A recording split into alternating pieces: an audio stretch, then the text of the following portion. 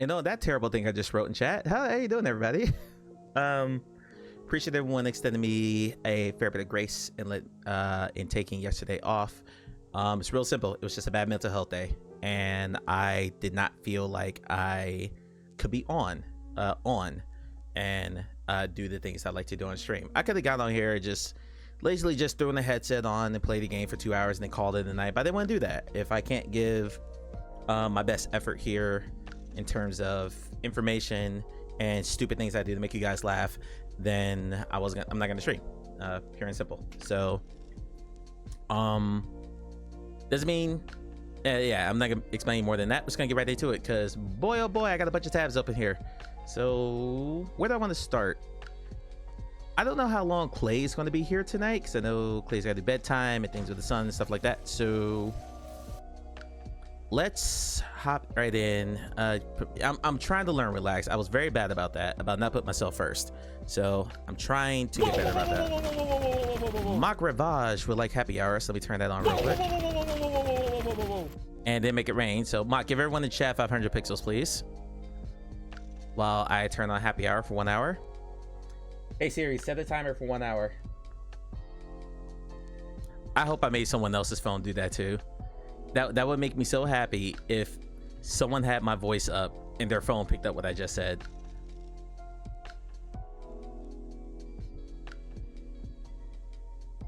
All right, thank you, buddy. Appreciate it. Okay, so neither watch nor phone. Got it right. Got it. And damn it. And a 3-stream streak for Mock Ravage. Thank you very much. Also, thank you, Relax, for the 15-stream Ravage streak. coming in hot with the 3-stream watch streak. I need to turn that fanfare back up, because now it's too low. I can barely hear it. Come over here. Hi, welcome to over here. Welcome to the yapping screen, we'll call it. Something, hey Faye, welcome in. Something I was very much fearing, and Clay, I need to make sure you're still here. I was afraid that this was going to happen. So it sneezes and it sounds like, hey Google, what the hell? That's crazy. And the thing I was afraid was going to happen, and I started fearing this around August, was that October, November, December were going to be ridiculous for games again. It's happened the last 3 years in a row for VR games. I don't know what it is about devs that they set the holiday season at the time when they were in the release, but especially for some of the games I'm going to mention here today, I really wish they would have come out earlier or delayed into 2026, because they're going to get swallowed by some of the quote bigger releases coming to VR. One of which is a game that I just discovered and I turned Faye onto, that comes out next month, that I think Faye and I are probably gonna be the only ones who play it. So running through the list real quick, just give you an idea of how packed November is. And I'm not going to play every single one of these games. And this isn't even every game coming out in November. These are just the ones that I have a passing casual interest in. Whether I'm going to, like, I'm interested in it for someone else to play, like this game right here, ain't no way in fucking hell I'm playing this game, but I'm gonna enjoy watching Clay play it. Made Scare VR. We're gonna very quickly go through some of these games, and yeah, you're just gonna see it's a freaking packed month. This is maybe a third of the games that I saw that were coming out in November. A third, and there's about 10 games on this list. So, well, Clay, I was listening to your VOD this morning when I was at the gym, and I was on too bad I can't bingo this. Nope, bingo be tomorrow. Look at Clay. Hey, call me Clay, coming in hot with the 5-stream watch streak. Thank you, buddy. I appreciate that. Thank you very much. By the way, check out the store. You can redeem for me the Way the Potato costume. You can redeem to get your own entrance sounder picked by me. Clay, I already have yours. I'm pretty sure I have one for every single person in this chat, except maybe Relax. I need to go back through some of the walkabout streams to get a good sounder for him.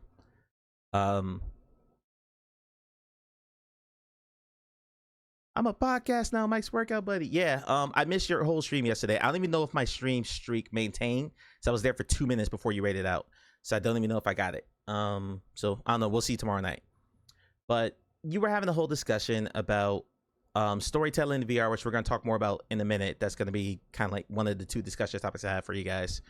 And why do you ever play Dungeons together as one of the redeems? No, we did not. Because can't remember what happened with you physically, and then I took a hiatus right after that, so I just reset the store. But if you want, Mock, we can do that next week, because my week next week is kind of open for me right now. You can watch a VOD to maintain the streak now if you miss one. That's good to know. I need to watch Clay's VOD all the way through then. But yeah, we were talking about storytelling, but it led into like the presentation.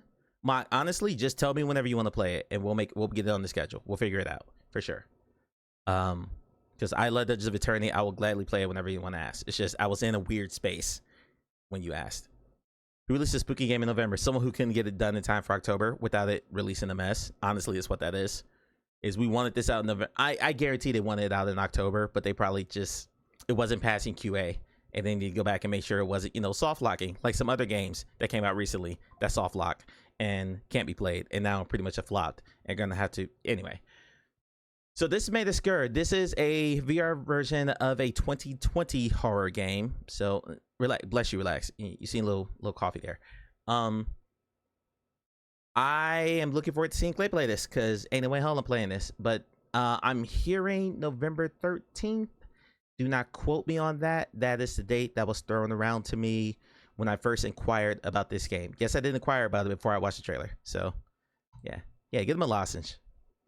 So for the sake of Clay and to promote Clay's stream, because everyone needs to go watch Clay play this, because there ain't no way in hell you're going to see me play this, we'll watch the trailer.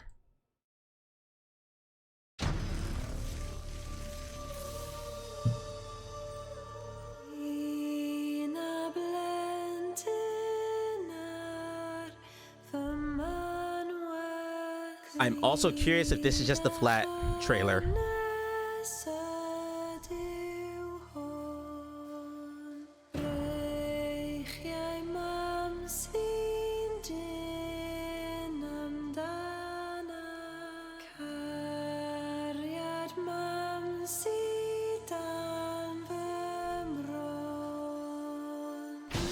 We'll do that right after this is over. We'll do that.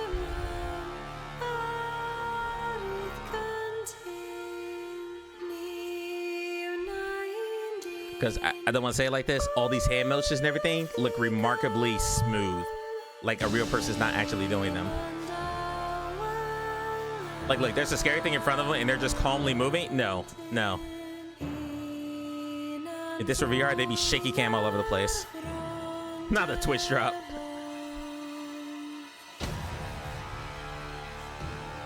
Ooh, does anyone know if Twitch has drops enabled for No Man's Sky for this expedition? If so, I need to put drops enabled on my tags.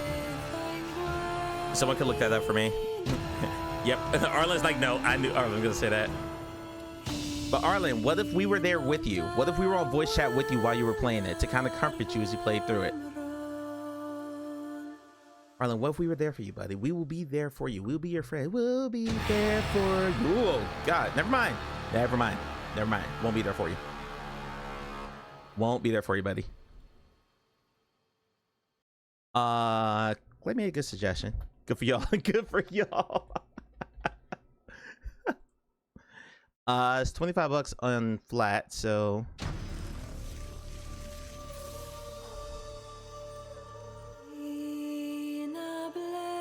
nailed it. Yep, same trailer. No on the Switch app. Damn. Yeah, same trailer. I'm not surprised by that. Same trailer. So we have no idea what this is gonna look like in VR. I'm sure Clay, you got to play this on PSVR too. You got to play this with the OLEDs, getting them deep blacks. Make sure everything looks super dark. Okay, so that's one thing. Faye has been playing this for a while. Of Lies and Rain, which just released in early access less than a month ago, I think, if that. They throw up a spot. I don't know what's going on in that trailer. Apparently it was cleaner than they expected, and they're going to release the full release earlier than they thought. It's going to release on November 4th for PSVR 2. And Quest. I'm sorry, and Quest and PCVR. So all the major platforms. Sorry, Russ, no Pico. I played some of that Lies and Rain, didn't care much for the genre, but visuals were exceptional. Yeah, 6 weeks. Yeah, it's a very quick turnaround. Now Costello, who are the developers of this, basically said they released it because they needed to get some cash flow going, which I completely respect that. You know, devs got to eat too. But apparently in the release, they didn't run into many game-breaking, soft-locking, can't complete the game on any platform bugs. I'm not going to name any games that did that. So, yeah, they're going to go ahead and come out next month. So this one drops in about 2 or 3 weeks. Yeah, 3 weeks. And I remember reading this where they said it's not going to come out for 6 to 12 months. But apparently, like I said, they fixed everything. So there you go. It's been updated quite a few times. It's gotten at least one update a week, which is way more than you see for a lot of early access games. Sometimes they'll be like, okay, here's early access, let it cook for 3 months. They release one update, and then they either come out of early access or they don't. And there are exceptions to that. We're going to have a long discussion about early access here in a minute. But yeah, it's coming out soon. I feel like they had to step away, catch his naps. No, you're good. All good. Glad the kitty's okay. Take care of the fur baby, man. Take care of the fur baby. Another early access game is Forefront. Corey and I played this on Saturday during the 9.5-hour stream I did. Did not think it would go that long, but I was having too much fun, so I didn't want to stop. This is a game not for me, but this game will be stupid popular when it comes out. It's from Triangle Factory, the makers of Breachers and Hyperdash. They're a very good VR developer at what they do. And yeah, like 64-player lobbies or 32-player lobbies, whatever the hell it is. You know, vehicles riding around and shooters and guns and pew and yeah, all that stuff. Gamertag has been salivating over this for the last few weeks, basically calling it the best things to slice bread. It's better than Battlefield 6, blah blah. It's a perfectly fine shooter, but I know this game will not lack for attention. Russ is coming out on Pico, and it will do just fine. I'm not worried about that one at all. I am worried about this one. I am worried about Escapes from Hadrian's Wall. This one comes out November 10th, and I wish this game pushed to January or February. I just played this demo during Steam Next Fest. I thought this demo was terrific. It showed a lot of promise, a really good mixture of... Let's do a Russ specifically did not want a quest, so that's not going to happen, Clay. She specifically did not want to be in Meta's ecosystem. That's her choice. That's fine. I played this on stream. Faye played this. I'm pretty sure a couple of my other friends, after me nagging them, played this. This is one of those examples of a really good demo put in a game that you would never probably have looked at, taken a second look at. All of a sudden, now it's on your wish list. Is it going to be day one for me? I don't know. But actually, you know what? Fuck it. It'll be day one for me. I just went and checked the Lights and Rain price on Steam. That's a lot of ramen soup. Come on, there are a lot of games I want the rest of the year, so thank you. I want to see them. Yeah, exactly. Like, I'm glad. Honestly, Faye, I just don't want it to be completely. PCVR is already hard enough to gain traction in, but you're coming out around the same time as a new shooter, a couple of big puzzle games from some bigger developers. Like, I hate the fact that this is not gonna get. It's just not gonna get the lift that it would have gotten otherwise. If this came out in like June or July when it was really dry, there was a better chance of it getting more coverage than it will this month, where pretty much every major VR channel is going to ignore it. One, because it's not going to be on, actually it is going to be on Quest. But I mean, it's a card-driven battle game. It's a puzzle game. It's fantasy. It's single player. It's all the things that I like, but it's all the things that a lot of people, when they have other options to play, ooh, here's a horror game. Here's a post-apocalyptic shooter. Here's a PvP shooter. This is going to be like down the priority list. So I'm just, you know, I don't know. I'm concerned for this one, so which means I'm going to cover it. Am I going to stream it, or am I going to just buy it and do a YouTube video on it? I don't know. I'm not sure, but I will be buying this game. I've already set aside the money for it, and I don't even know how much it's going to cost. I swear to God, if this game's like 40 or 50 bucks, I'm going to be pissed though. I'm going to be pissed. I would never switch games for a post-apocalyptic shooter. I should have a touch portal ready to go. I apologize for a delay and not being able to play this right away. Why the fuck you lying? Why you always lying? My goodness. Oh my God. Stop fucking lying. And here's another one. You're a lying sack of crap. You're a lying sack You're a lying sack of crap. You're a lying, scheming, stinking, nasty sack of liquid crap. To briefly explain this, Clay was playing Vertigo 2, which was, until Moss 2 came out, my favorite VR game of 2022. And after saying he wasn't connected with the story, even though he talked over every single cutscene and didn't really pay attention to anything because he was trying to be entertaining and be goofy and stuff, he decided to stop playing it the day that Arizona Sunshine 2 came out and played that post-apocalyptic, very boring zombie walking simulator with the worst VR mechanics this side of the Vertigo games this last game. No, I'm not so bitter 3 years later. Or 2 years later, because he played it like, yeah, he played it with Arizona Sunshine.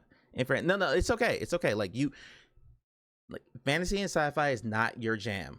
Post-apocalyptic, dark, destructive stuff is. I get it. I totally get it. I get it. It wasn't connected. Vertical 2 wasn't connected. It's okay. It's okay.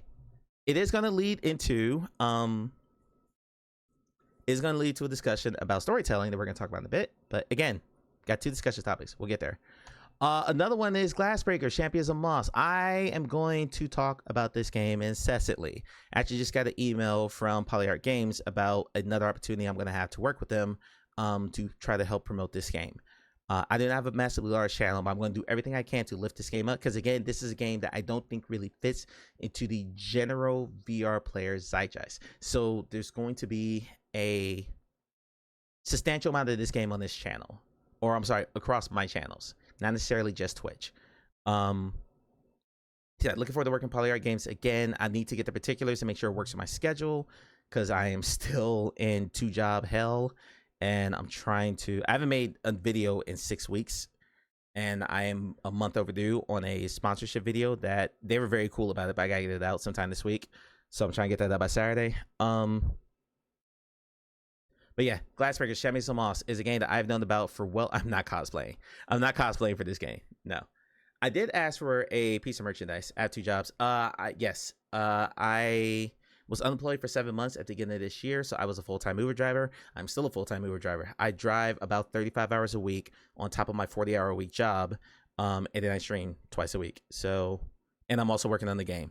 Who needs sleep? Nobody needs sleep. I don't need sleep. So yeah, on my 2 days off, at least one of my 2 days off, I Uber probably 12 to 14 hours. I split that between today and yesterday. Those are my 2 days off this week. I try to take at least one full day off a week, but yesterday was a very difficult day for me. So I need a distraction. So I went and drove for 7 hours. I drove 7 hours again today. And then, yeah, barely living through better. I can't afford better drugs, Earth Witness. I am broke. I am so broke. It's not even funny. Like I am buying Into Black probably tomorrow morning. I was waiting to see if I can get a discount on it. I am like scrapping and pulling to make sure that I can afford everything I want to do. Saying I'm taking the week off of stream after. Clay, that was part of the thing I was going to mention to you privately. I'm very proud of you. I'm very proud of you for doing that. Because I think, put the one in chat, if in the last, let's say, year, you have been guilty of not listening to your body when it needed rest. When you have tried to push through something or done something you shouldn't have done when your body needed to rest or recover, Rush, you better put a number 1 in chat because you just did it last week. Yeah, like we're all very bad about that. We're all very bad about, oh, I've only got pneumonia. It's okay. I'll go to work anyway. It's okay. Or I've only slept 2 hours this week. I should probably sleep about 6 hours a night. Never mind. Let me go do this stuff. Like we're all very bad about that because we're all adults. A lot of us are American in the state of our country. You could be working for pennies pretty much. Or there's some arbitrary goal that no one on this fucking website has a healthy sleep schedule. Yeah, pretty much. No, or there's some arbitrary goal that you set for yourself that you doesn't mean anything to anyone except you. It's just something that you laid out for yourself and the goal that you wanted to achieve. And hey, Carrie, welcome in. Arlen, I respect that, buddy. I really do. I have all the respect in the world for that.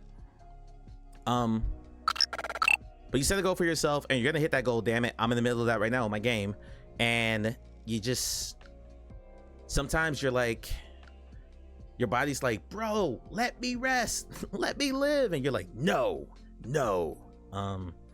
Yeah, we're all guilty of that. So Clay, as your friend, I am very proud of you for doing that, because you are someone who I believe you like to challenge yourself in all aspects of life, and it's nice to hear that you're going to give yourself some time and give yourself a break. That is really important. I'm glad you're doing that. How goes the game jam game going? I am building the layout for the scene for the game itself. All the mechanics are done except the victory or defeat screen. I haven't made the screen of what happens when you win and what happens when you lose, not to make the main menu, but because this is a kiosk game where you don't actually move, I don't need to put in any settings or vignettes or anything like that. So I don't even need a settings button. There's just going to be how to play and then play, and that's it. Oh, and quick game, because if I don't put the quick game option there, Amelia's going to run me over with her car. So there will be an option to quit the game. So that part won't be hard. But yeah, I just got to hook up the victory screen. I have a visual in my mind of what I want it to look like, but whether or not it looks that good, or whether or not I'm up against deadline because the game is due on Saturday, whether I get that done, who knows. Taking that job, and you make some really good points about sleep. So I've been prioritizing that lately. If I'm honest with you guys, after I finished Ubering and I canceled stream, I literally went to bed. I slept until 11:30. I woke up just in time to catch like the last 2 seconds of Clay's stream.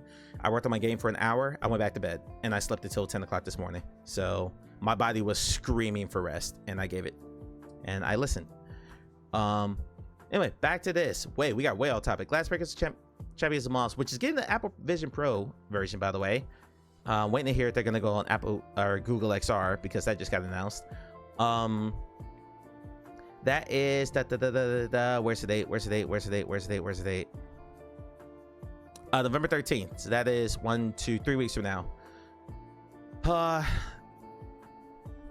Track Shoot to Survive. People were comparing this to Far Cry.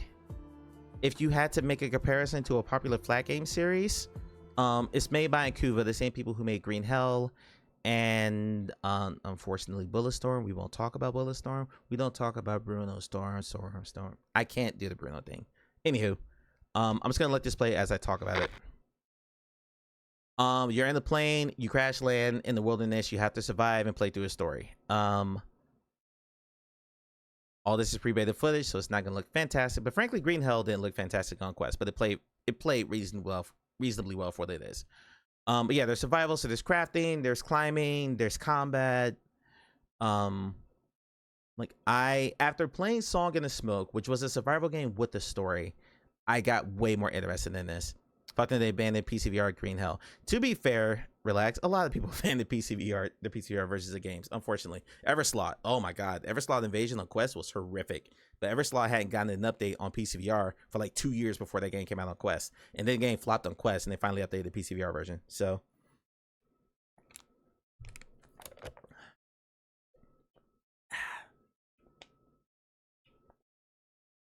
Anyway, yeah. That's another one that I'm looking forward to playing. Siberia VR. This is being developed alongside Siberia Remaster, which is a remake of the original Siberia game from 2012, I think. This one comes out on November 6th. This is another game I'm worried about because it is a... Yeah,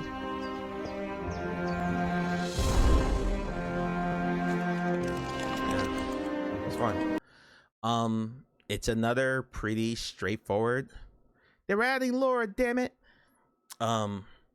It's just another straightforward story-based, narrative-based adventure, and it's all puzzles. It's giving me Wanderer vibes, honestly. For anyone who's heard of that very obscure game that no one knows about, long story short, it's another puzzle game, which normally, awful welcome, man. Drink water, drink water, drink water, bitch. Normally, a puzzle game would be it for me game. House of Da Vinci, Hidden Memories of the Garden Between. I always play those games for like one stream, and I take them off stream to finish them because I could happily stare at a puzzle for an hour and never move and never say a thing until I figure it out.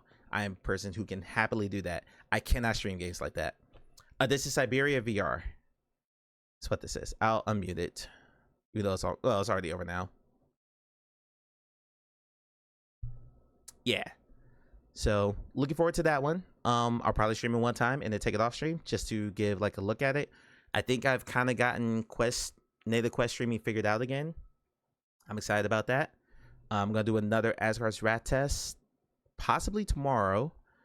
And since we're gonna be playing Into Black on Quest, so Faye can play with me because for some reason it's on all 3 major VR platforms and it's not crossplay. Thank you very much, Binary Mill. I'm playing the game on Quest so I can make sure I can play co-op with Faye. Oh, Faye, isn't there a point where don't you have to play like the first 2 missions of that game to be able to unlock multiplayer, if I'm not mistaken? Yes, I'm gonna need that. Go ahead, DM me that link. I think we're already friends on Quest. If not, we'll figure it out. Yeah, correct me if I'm wrong. Didn't you have to do like the first 1 or 2? I know in the beta, you had to do the first, I think, 2 missions to be able to think the tutorial. Okay. So what I'll do is, for the sake of showing the whole game on stream, I'll probably stream that first. And then the second multiplayer opens up, just go ahead and bring you in. So I'll do whatever I have to do single player by myself, but I'll do that on stream. I don't want to do it off stream because you're going to lose like the introduction of the story and the world building and the characters. When you get to the point, you can join. Okay, perfect. That's what we'll do. That's the plan.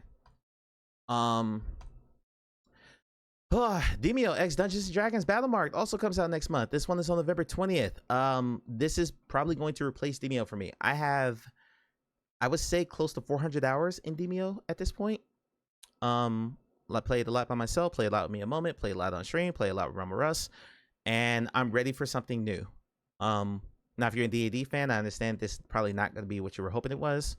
As someone who is not a D&D fan, I don't really play D&D. I've only played it one time, but I play a lot of Demio. This is 100% what I've been waiting for. So I am very much looking forward to this. Arlen, did you not play it during Next Fest? The demo might still be up. Russ, can you check to see if the demo for Battlemark is still up? So if so, Arlen, I hope it's still up so you get a chance to play it. And you don't have to wait another 3.5 weeks to play it.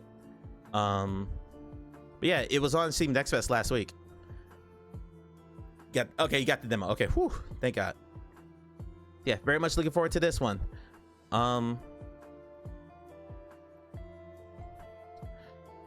This one got sent to me by a friend who asked me if I knew anything about it, and I never heard of it. This is called the Amygdala Protocol. Again, I didn't know anything about this. Let's read this. Welcome to the Crestwood Institute. You're a private detective hired to do the impossible. Find the celebrated neurologist, Dr. Elias Thorne, who vanished inside the walls of his own abandoned children's hospital. You are not the first to try. You must be the last to succeed. This is pretty much going to Clay.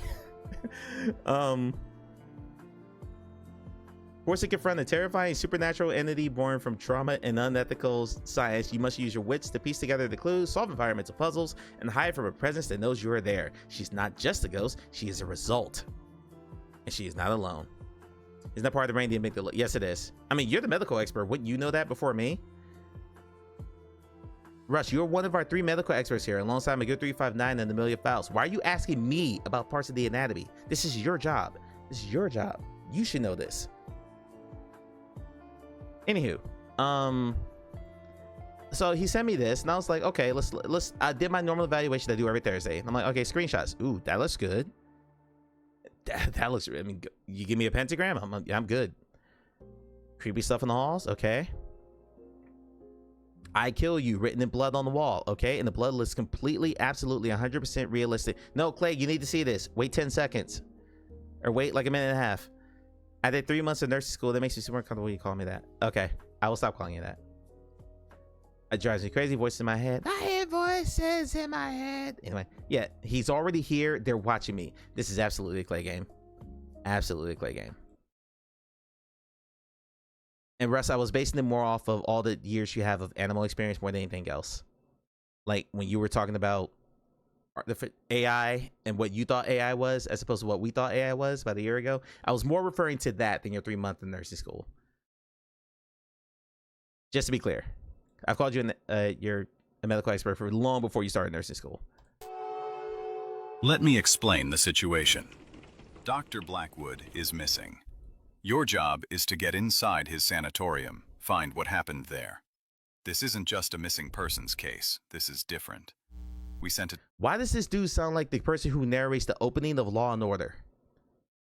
For the one chat, if you have seen the opening to Law and Order, it's like, these are their cases. Darn, darn. This dude sounds exactly like that. Dr. Blackwood is missing. Listen to the voice. Your job is to get inside his sanatorium, find what happened there. This isn't just a missing persons case. This is different. Dun, dun. We sent a tactical team in before you. Only one came back. He wasn't right. Kept talking about the walls, whispering about a girl dun, dun. who wasn't there.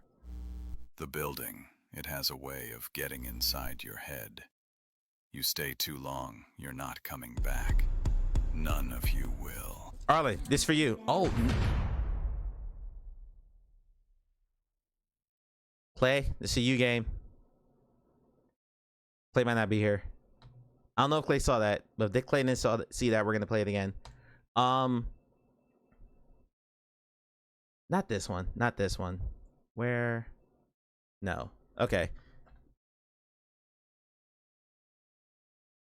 Less medical, more reproductive as your previously filled. Okay, well, I mean, you still know more about anatomy and stuff than I do, even if it's through animals. No, okay, hold on.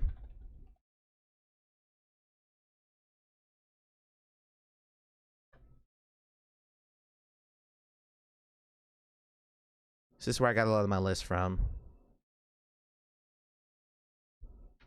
Look at this is Upload VR's list for November. I only pulled about 10 games off this list.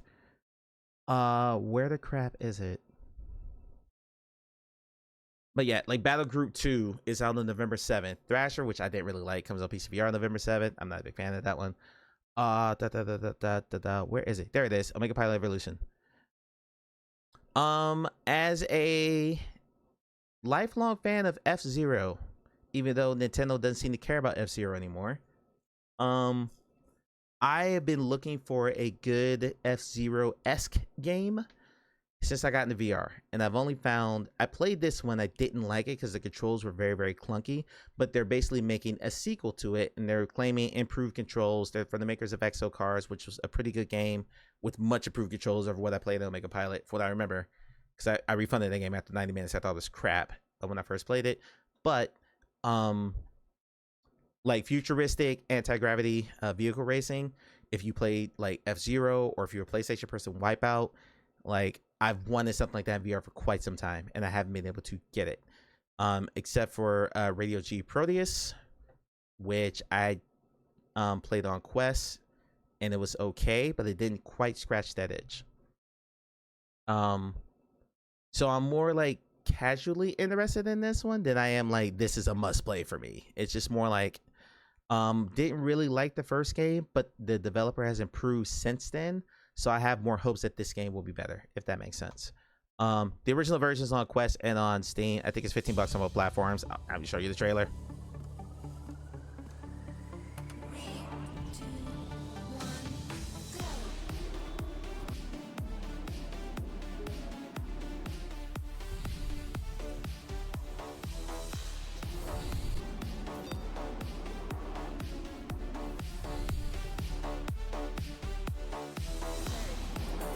The only thing watching this that I don't really get is the sensation of like really high speed.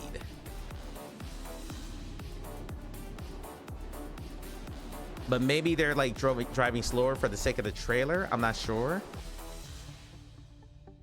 I know the first game gave me a pretty good sensation of speed. So that was the original game. Like I said, it controlled not good. To a point where maybe if I played it now with about 400 games and a couple thousand hours of VR behind me, I could probably get into a little bit more. This is one of the first games I bought when I got my Quest. But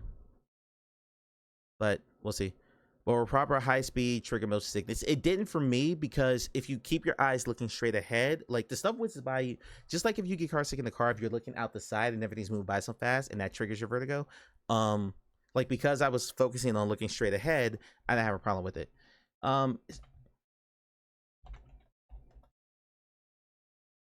I do want to show this. This is the game I was just talking about, Radio G. I'm going to show you the Steam trailer, and I'm going to show you what they converted it to get it to run on Quest. It's going to be quite different. I've actually never played this version.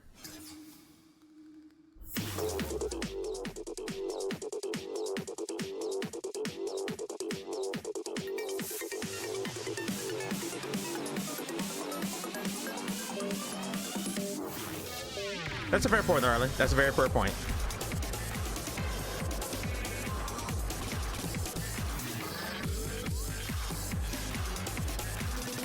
By the way, this is a hell of a trailer.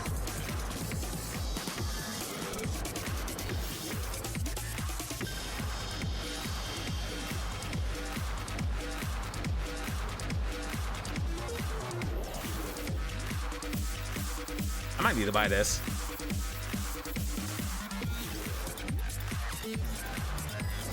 This is a game that will make you scream, Mock. It's called Radio G. Yes, it has weapons too. I forgot how much of a bop this trailer was. Radio-G. Never played this version. It's $10. Matter of fact, we're gonna wishlist that. We're probably gonna pick that up soon. It's called Take My Money. All right, there's the game right there. So that is the Steam version. And then they contracted a developer that's someone I know named a community manager named Sam, who since worked for, God, who's he worked for? Oh, Arline, this is the sound I was looking for during that trailer. I just, every 3 seconds I wanted to just play when that guy was speaking. So the people who made Local Dojo Unleashed were contracted by this company to basically make the Quest version of the game, because this developer needed some help, you know, porting it down. This game from 2016, and bringing it to Quest was going to be a pretty colossal challenge. So long story short, they made the proposal for what they needed, and they were like, never mind, we'll do it ourselves. And they ported the game to Quest, and what we got was called Radio G Proteus. So similar to like Pavlov and Pavlov's Shack, they basically remade the game as a cell shaded game. And this is one of the few times where I didn't really like cell shading in VR. So I'm gonna hit play on this trailer. This is the Quest version of the same game.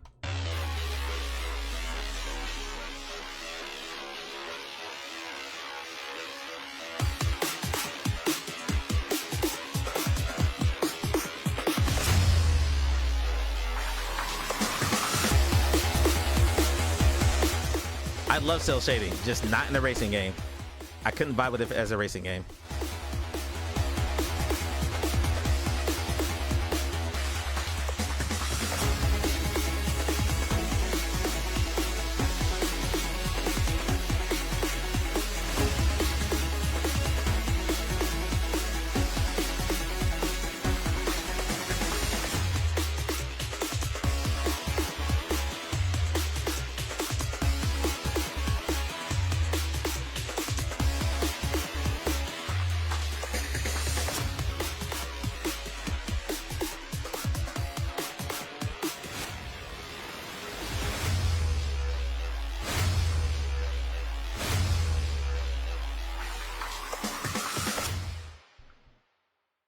So I'm fairly certain there's about a 4 to 5 year difference between these two games. Let me see when this one came out. I'll say 3 years. There was a 3-year difference between that PCVR version and this version. And yeah, that's my point earlier. The cell shading didn't really mix with the sensation of speed, and that was my biggest problem with the game. I still own it to this day. I'm happy to stream it for you guys. I don't know, just as like a sample what it looks like at high speed. Having said that, the original version looks pretty fantastic. I'm gonna leave the Amygdala Protocol up in case Clay pops back in, and go into 3 updates. Then I had 2 discussion topics. Then we're gonna hop into No Man's Sky. Titan Isles that we just completed, myself, Onikaze, and later in the game, Phenomenal, who helped us wrap it up, has released a new update with its Hollow Light Festival, a new Halloween event. So Limited Halloween event that brings a brand new collection race, a unique time trial, and a spooky new look to Cloud's Edge. So all this stuff is the post-game content. Actually, I'd probably say early extra game content, because you can start doing the races after you finish, I think, the first or second mission. The Haunted Around, a new race challenging all players to compete to collect all of the Halloween pumpkins and race to the finish line. The Pumpkin Planet, this short time trial challenges players to explore Cloud's Edge and destroy every pumpkin target in 60 seconds. If you can't succeed, you'll unlock a unique trophy that will remain at Cloud's Edge even after Hollow Light Festival ends, and a bunch of improvements and fixes. So pretty much they're doing the Halloween event. I appreciate that developers who have single player campaigns continue to give you a reason to go back into the game to continue to exist in that world. That's why I love what Asgard's Wrath did with the Uncharted Rifts, and they kept that up for a year. So yeah, am I gonna hop back into this? I don't know. I was just there for the campaign. I had a good time with it, and I don't know. Last year I did a video where I went through all of the Halloween updates that came out on in VR. And I think I had like 15 games that had updates. This year is slim pickings. I can only find 6, so I'm not gonna make that video again. But yeah, if you're looking for a reason to jump back into Titan Isles, that's there. This No Man's Sky is what we're doing tonight. Tonight we are playing a surprisingly quick turnaround on the new expedition. Normally these don't come that quick, because Voyagers just happened. But now we have, what else is called? Breach. This is called the Breach. Welcome to No Man's Sky Breach. I would kill to get this to look this good in VR. Expedition across the galaxy, with exciting new ship parts to discover. God, that looks amazing. Parts from drifting space wrecks. Does not look like this in a headset. Heavy ship types with new vertical parts. Like, if I got these kind of visuals, I would buy a PSVR 2 for this. By the Atlas.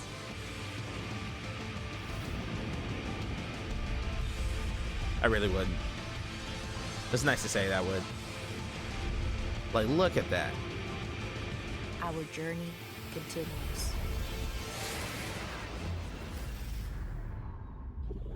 I literally had a friend say to me the other day, it's like, why would you buy a PlayStation 5 and a PSVR 2 just for the No Man's Sky?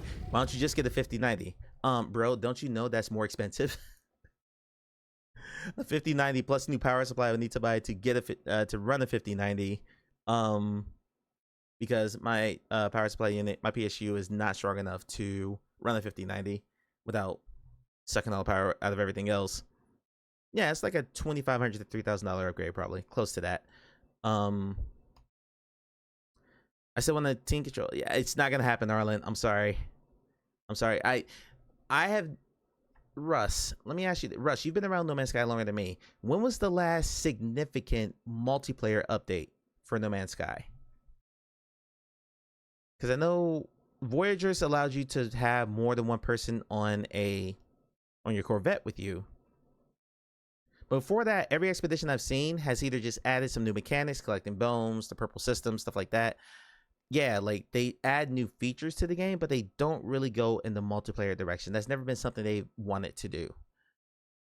So I can't see that happening for you, bud. I really can't. The devlog reads,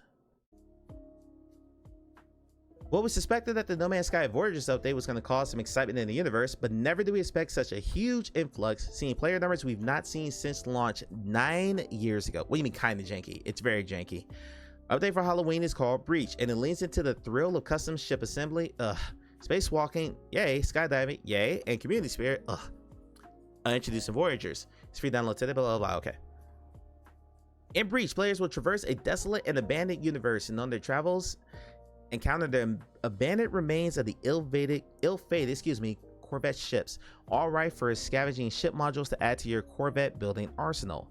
Excavating these wrecks will yield an array of Corvette pieces, including rare vertical parts, which will unlock a whole new range of build configurations for the more creative designers, i.e. not me.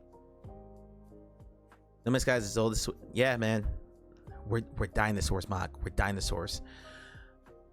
Among the exclusive Expedition rewards, there's also a set of Atlas-themed modules for those wanting to demonstrate their allegiance to the all-seeing entity. No thank you. The jewel in the crown of these wreckages is the fireship Arcadia, the fate of which you will learn as you venture through Reach. But you'll have to face your fears and make a leap of faith into the black as you spacewalk through these eerie systems to glean its unique remnants. Please tell me they had me space jump into a black hole. That would be amazing. That would be absolutely amazing. The spooky Breach Expedition embraces the darker side of the universe and will also lure the bravest travelers towards the ominous and exotic purple star solar systems. Display's first glimpse in Worlds Part 2 back in January.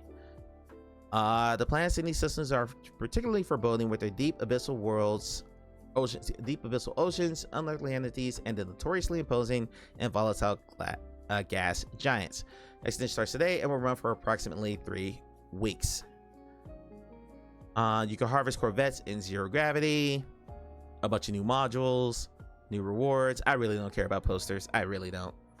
Kind of sad it was the middle update. Honestly, Russ, I think they're more interested in expanding features than trying to overhaul existing stuff. Like, the settlements needed to be fixed. They were pointless, honestly, and now they're actually interesting to do. I feel like the last few expeditions that introducing the new race, introducing the new type of star system, like I feel like they're more focused on expanding that part of it, because building itself, like there's entire subreddits, stuff like that, designed around people who have built some pretty fucking incredible things. So it's not broken though, Russ. It's not like it doesn't function as well as we would like, but it's not broken. Look at some of the stuff that people have been able to build. Like there's a whole subculture around building in No Man's Sky. It's not as jank free as we would like. You shouldn't have to glitch build. I get what you're saying, but I don't think they feel like that's a problem. Not with the number of people who have poured hours, like dozens if not hundreds of hours into as opposed to like settlements were a joke and they needed to be fixed. Introduced a new race, like made that like the whole all of age quest was fascinating, and the way they did that, like I don't blame them not focusing on building when they had all this other stuff they could do. The world's overhaul completely changed the look of the game, adding Corvettes to it. Like I don't blame them for not going back to building right away when they have all this other stuff they could do first. I hope that made sense. I'd like to have additional motion gestures for the NPCs. I do agree with that. Russ and I talked about that too. I wish NPCs were more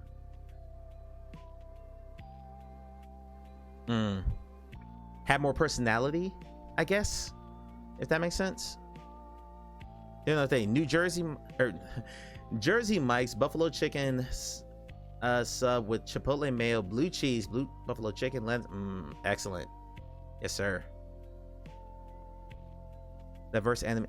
Yeah, like it's weird. For as dense and as alive as the world of No Man's Sky is, it feels very dead to me because everything feels pre-baked, and that's part of it.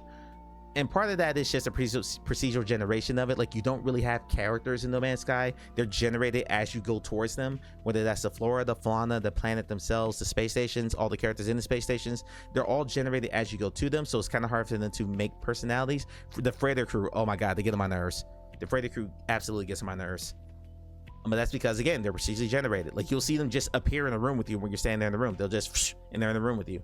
So they're almost as like window dressing. They're no different than like something I stick on the wall or a module or a plant. You know, that's how I feel about the NPCs in No Man's Sky, and I wish they didn't feel that way. I would rather them go attack after that than like fix building, if that makes sense. So Russ, I completely hear where you're coming from. I just look at it as with the amount of time that people put into building, they don't see that as broken and as this is something we need to an area of concern, as opposed to all this other stuff that they're doing. So Hope that makes sense. I'm saying I completely disagree with you because you see me build and you see how frustrated I get. But the amount of people who love building and have done, look at the stuff that Levin's built. Look at the stuff that you and Bill and Croy have built. Like, if it ain't broke, don't fix it. Anyway, so we're doing that tonight. Hey, call me Clay. Are you within the sound of my voice? Hey, call me Clay. Does it really rely on glitch building though, Russ? Because like, okay, but like this, I've never glitch build anything, and you saw the stuff I've been able to put up. Is it as elaborate as some of the stuff you guys have done? No, but I can build just fine without glitch building. Like, it doesn't rely on glitch building. Glitch building almost feels like a feature of it to me. Like, I'm sorry, I really can't agree with that. Now, granted, I admit that you and Croy spend way more time building than I do, but I feel like I am perfectly proficient at building. I'm not a masterful artist, but I can build something just fine without having to do glitch building. So, where was I? Among Us. I completely missed this. This was earlier in the month. Among Us asked the Wraith and the Guardian Angel. I might need to get an Among Us night together. I might need to talk to Samson about this. The veil between the living and the dead is thinning, and it's unleashed 2 brand new roles that are sure to lift your spirits or drag them into the abyss. The Guardian Angel. Just because you've been ejected doesn't mean your task list is finished. Stick around as a legally distinct friendly ghost and use your ethereal powers to protect the remaining living crewmates from a terrible fate. You can shield a living crewmate from one imposter or wraith's attack, granting them an extra lease on life.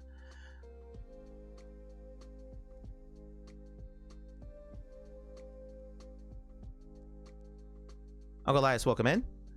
Russ, I'll respond to that in a second. Wraith, some imposters just can't be stopped. The Wraith works with the imposter and can continue their ghastly work from beyond the grave. Being voted out is no longer the end, it's just the beginning of a new nightmare. While living, Wraiths start with a countdown to when they can become a Wraith, leaving a body behind. In death, the Wraith gets the kill ability just like the imposter, leading to a powerful apparition that can kill at will without worrying about being caught. The only clue a crewmate has that one is near is an eerie audio cue that means run. This sounds terrifying. This sounds absolutely terrifying. To those who played Among Us, to be killed by something invisible that you can't see, and you just have to hear a sound cue to know it's there, no thank you. Like, this makes Among Us more in 3D more of a horror game than the flat version, for sure. What's Halloween party without costume? They're just talking about the cosmetics. They redesigned the skull map. I showed you guys this last year when I did my video on it. But there's full body bundles now available for like more Halloween costumes. There's new straight up skins like the werewolf. Wow, you can finally get your bean chest hair. Okay, I have Among Us muted. No.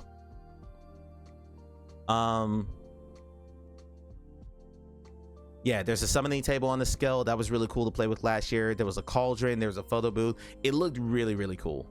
Really cool. So yeah. Elias, Russ hates all sound. You'll learn this. Russ does not like any sound whatsoever in a video game. So if Russ could play every sound on mute, she would. Hell, she barely unmutes us when we're in meetings in Among Us. She's like, fine, I'll listen to what you have to say. So yeah, that's out there now. All right, 2 discussion topics. Then we're gonna hop into No Man's Sky. First, let me just get back on here.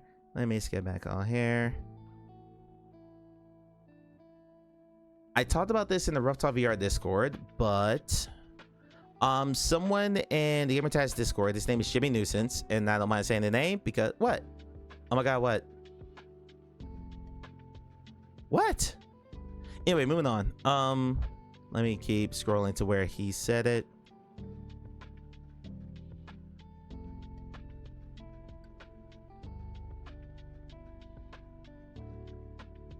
Here we go. So in response to Reach and Reach releasing as an absolute mess, Jimmy Nuisance said games should all just have early access. Clearly there's no money for testing. Can we talk about you clearing notifications? No, there's nothing to talk about. Everything's fine. Just ignore this. Matter of fact, I will crop this out for you. So y'all don't have to look at it. There you go. Now you don't have to worry about it. There you go. Right there. There you go. You don't see anything. Okay. There you go. Nothing to worry about now. All right, problem solved. I have cleared my notifications. Hope you're happy. I mean, this said all games should have early access. The top blue bar. Boom, done. Rush, you have 175,000 tabs open. This is nothing like that. This is nothing like that. All games have early access. There's no money for testing. My response was yuck no. Just do private betas with strict NDAs. Use a submission process for bugs and simple questionnaire that solicits feedback on specific areas. This is worse than that. No, it's not. I have exactly 6 notifications on Discord. Don't hand me that. I have 6 notifications on Discord. You have 175 tabs open right now. Right now. If you counted your tabs right now across the 9 browser windows you have open, I guarantee you have at least 100 tabs open. I have 6 notifications. I win. Mike wins.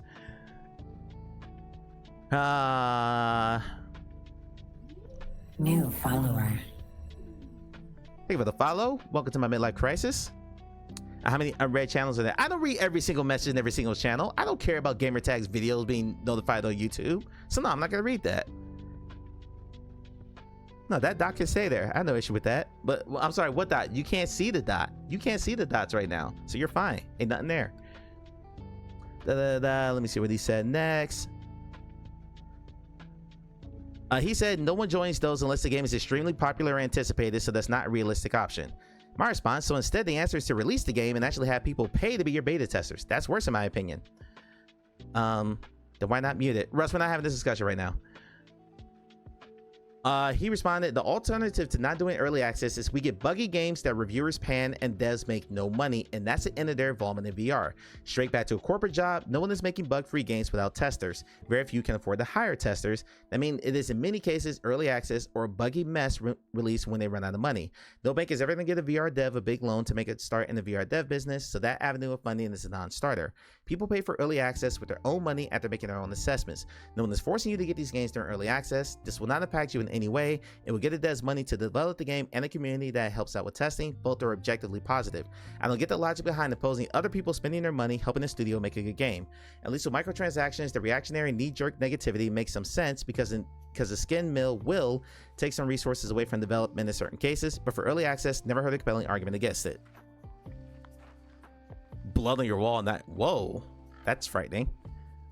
Go take care of that, please, Mock. My response to that, VR is littered with dozens, if not hundreds of games that never get out of early access. For every success story, like a Ghost of Tabor, Gorilla Tag, Into the Radius, or whatever, there's 10 games you never knew existed that ended up shutting down because people aren't willing to pay for a buggy EA game without really strong word of mouth. Also, early access games get buried on Steam and Meta. The Meta algorithm will barely surface a game in early access, even with the death of App Lab. And on Steam, there's zero difference between your early access launch and the 1.0 release in terms of exposure. The general populace, influencers included, are only likely to play your game one time. And if that's early access, your quote final release is to a chorus of crickets.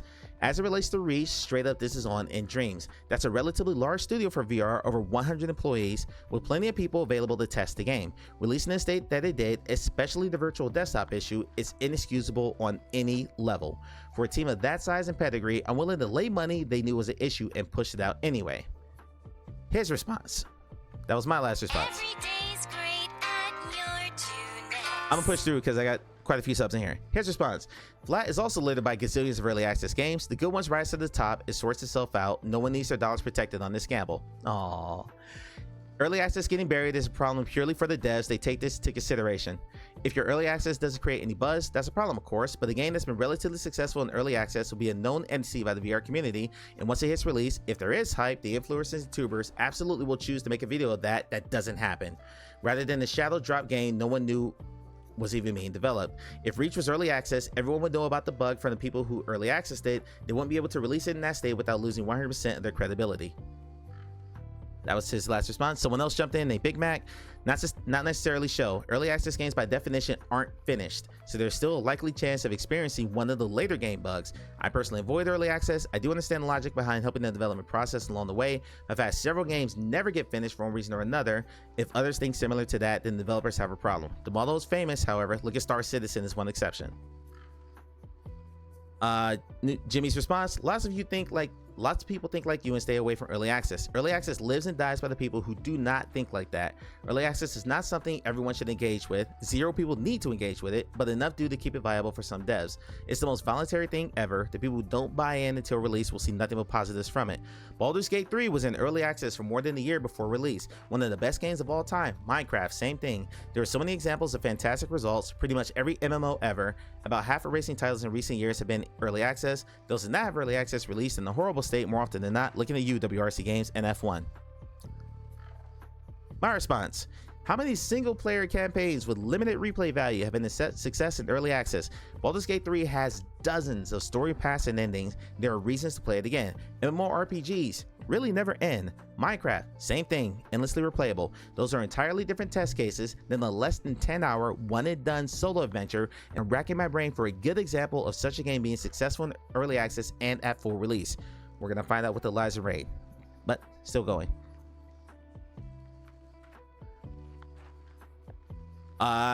His response: developers don't do those shortish games in early access, and we're getting broken shit all the time. I've seen you many times quashing your assignment and advising others to do the same because you're tired of being disappointed. Let me flip it around. How hard do you need to rack your brain to remember some linear single player VR that launched as an absolute mess? Answering the question with a question. The classic response is someone who doesn't have a counter argument. Does it take a lot? Back to him. Does it take a lot? Just watch reviews. Half of them are just videos bashing the game and telling people to stay away. And the reviewers generally just skip the truly bad games fully. So we're getting reviews for the good turds and it's still grim. They're dropping untested hot turds in our mouth 24/7. Clearly avoiding early access isn't exactly paying off. If you want more untested buggy shit, you'll get that. Don't worry. Single player game devs will use the people who buy the finished game or release as beta testers. Welcome back to the ads. Rather than the people who want to join in early and help out. I find that far more egregious than early access. It's part of the reason why I just never play single player VR games. I don't want to be a beta tester for a 1.0 game full price on release. You're beta testing where you buy in the early access to launch. That's endemic of the full video game industry. But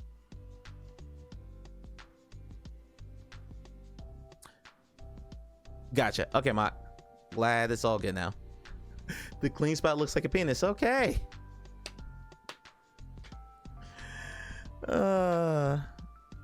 Stop scratching, Mock. Makes it worse. There's some other response, but I'm going to stick to mine and his.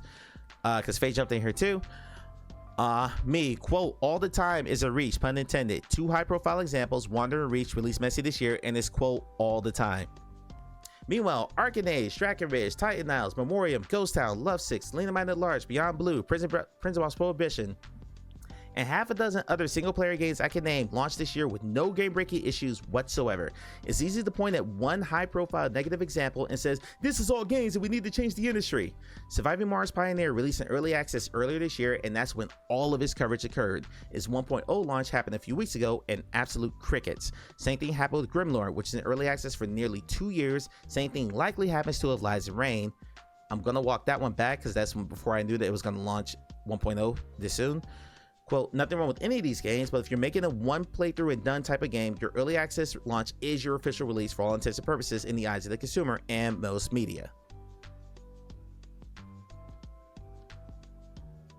Okay, but Russ, to my point that I just made, is Rancher Rivershine a game that you can play from now to the end of time? Or is it a solo, is it a single player campaign that you can play straight through and there's no other reason to play the game? I don't know if flat screen bugs work as great analog against VR bugs. As bugs in VR hit the mind 10 times harder than the flat screen counterparts. It's not fair to VR devs, but unfortunately they kind of need to have a much higher standard for the games, since flat screen doesn't make people sick.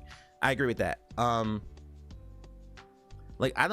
It sucks that games release buggy. I get it. I just don't think the answer is put everything in early access and let people pay to help you fix your game. I don't think that's the answer. Not for a game that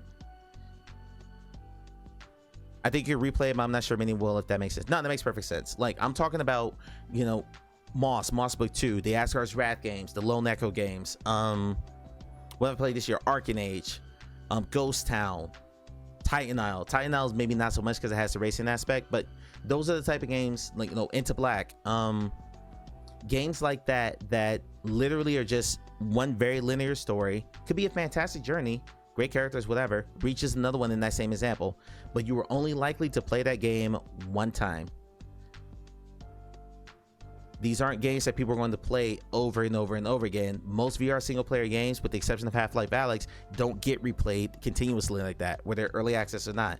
Every example that you can name in VR of an early access game going to 1.0 and finding success was not a straight single player campaign. It's stuff like Gorilla Tag, Ghost of Tabor, Into the Radius 1, Into the Radius 2, so on and so forth.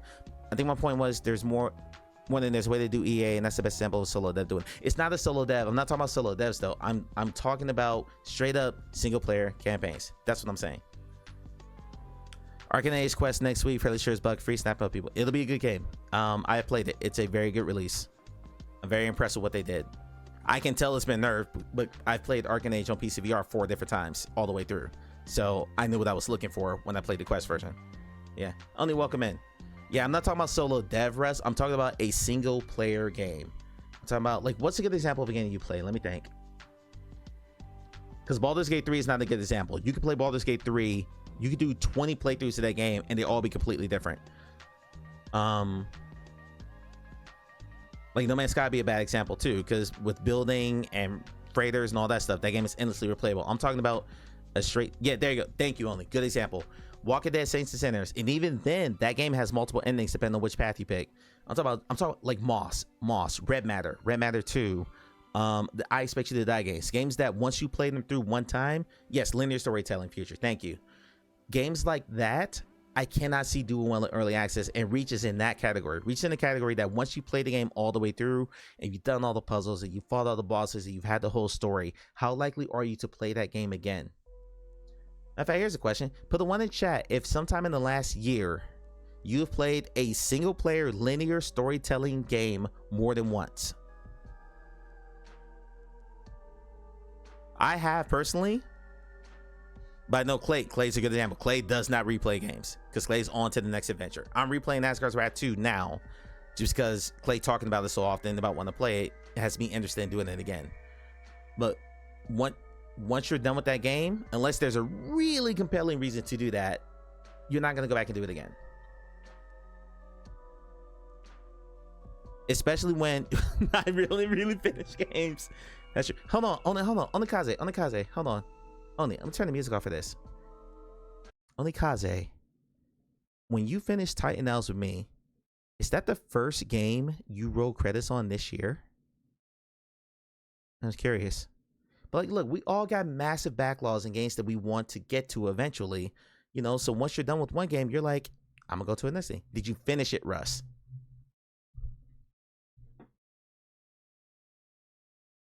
And that's the great conundrum with that. So if you're putting in a game like Reach or Grimlord, which Grimlord wasn't even complete when it was in early access. There were the first, I think, 3 bosses of the game. There are 13 boss fights in that game. So it was like a third of the game of what the final version is. But I cannot find anyone who okay, so rest that, sorry, that doesn't really count. I cannot find anyone who played through the entire game except for one playthrough on YouTube that I used to reference how far I was. So yeah, like Behemoth, you know, Metro Awakening, Batman Arkham Shadow. These are not games that you put in early access because there's literally no reason to replay them. You can 100% all 3 of those games on the first run and never have to replay them again. There's no meaningful new game plus. There's no meaningful reason to go back in there unless you want to do the boss rush mode and Behemoth, and that's it. So how does a game like that in early access do better at 1.0? That's my point. If the idea of early access is to beta test your games and the only people who buy it are going to be people who want to help you improve it, and then when it hits 1.0, like that is your launch. Early access, yeah. I don't know, I just can't get behind that. Not for a game like that. For a game like Surviving Mars Pioneer, which sadly died when it hit 1.0, games like No Man's Sky, Baldur's Gate 3, like Minecraft was a great example. Mostly more RPGs, but those are games that will be replayed time and time and time again because of their inherent game design. Single player, linear story-based games? No, I don't think it works. So I'm putting this argument out there because I'm curious if maybe I'm just being a little bit too black and white and too rigid about it, or because I was trying to boil it down to no, Reach does not fit into the category of a game that works in early access. It's nowhere near that because people aren't going to replay Reach 50 times unless it develops some kind of speedrunner community around it. But other than that, like, that's not a game you're gonna play over and over again. So games like that go to early access and they die. They might get a 1.0 release, but no one's gonna care because everyone's already played it, or rather, the story's already written on it. So that's where I'm at. QVR has been in early access for ages too. Yeah, exactly. A sandbox game does not enter into this equation whatsoever, Russ. Like, QVR is a good example of a game that works for the early access model, because that's a game that never really ends. It does not really have, there's a finite ending to the campaign, but you could play that game for hundreds of hours after you finish the campaign, because the campaign just teaches you how to build. That's all it does. There's no meaningful story behind it. And then the other topic, 20 streak kind of low. I'm not sure when your streak broke. I'm not sure there. The other thing to hit before we hop into No Man's Sky is discussion I was having earlier. This branched off of the beginning of Clay's stream, so I'm not going to play Clay's, because this whole topic on Clay's stream went about 20 minutes, so I'm not going to play all that back. But basically, they were having a discussion about, someone said that they enjoyed watching me, Clay, and Onikaze play Pixel Dungeon in VR. And Clay was saying that he appreciated people who only watch flat screen games, enjoy a VR game. He was talking about VR games not presenting well. His playthrough of Arcane Age being a really good example of that. The last boss fight in Arcane Age, the Custodian, is pretty freaking incredible. It's pretty damn incredible in terms of scale and all that. But because of the narrow point of view, which Clay, I'm working on the fix for that after Onikaze brought it up too. The people who were watching, they didn't really get the sense of like scale and everything that brought. But the other thing that came up was storytelling. And after listening to that entire conversation, I'm not going to try to paraphrase, literally just go watch Clay's last VOD from Tuesday and just listen to the first 20 minutes or so. You get the gist of it. Basically, they were talking about how storytelling in VR games tends to be lacking. And then Clay named off a few examples of games that had good stories in VR. But it got me thinking about why is VR storytelling inherently difficult? And this is what I wrote. I've said before that some of the better stories I've seen in VR were in third-person games like Moss, Down the Rabbit Hole, Escaping Wonderland, Augmented Empire. And while there are some notable examples of good storytelling in the first-person games, we named Saints and Sinners earlier as an example, Lone Echo, so on and so forth. The general consensus is VR storytelling lacks in comparison to flat-screen games. I think VR devs are sort of stuck between a rock and a hard place. Ignoring the resource cost of long cinematics, 99% of which are single use, players tend to push back against, quote, doing nothing for any stretch of time, even 30 seconds. I hear, quote, I hate reading in VR, end quote, all the time. So you gotta have voice acting, which is at a cost, or really bad if you get inexperienced amateurs. And oh God, have I heard some diabolically awful voice acting in some indie games. Not just VR, just indie games in general.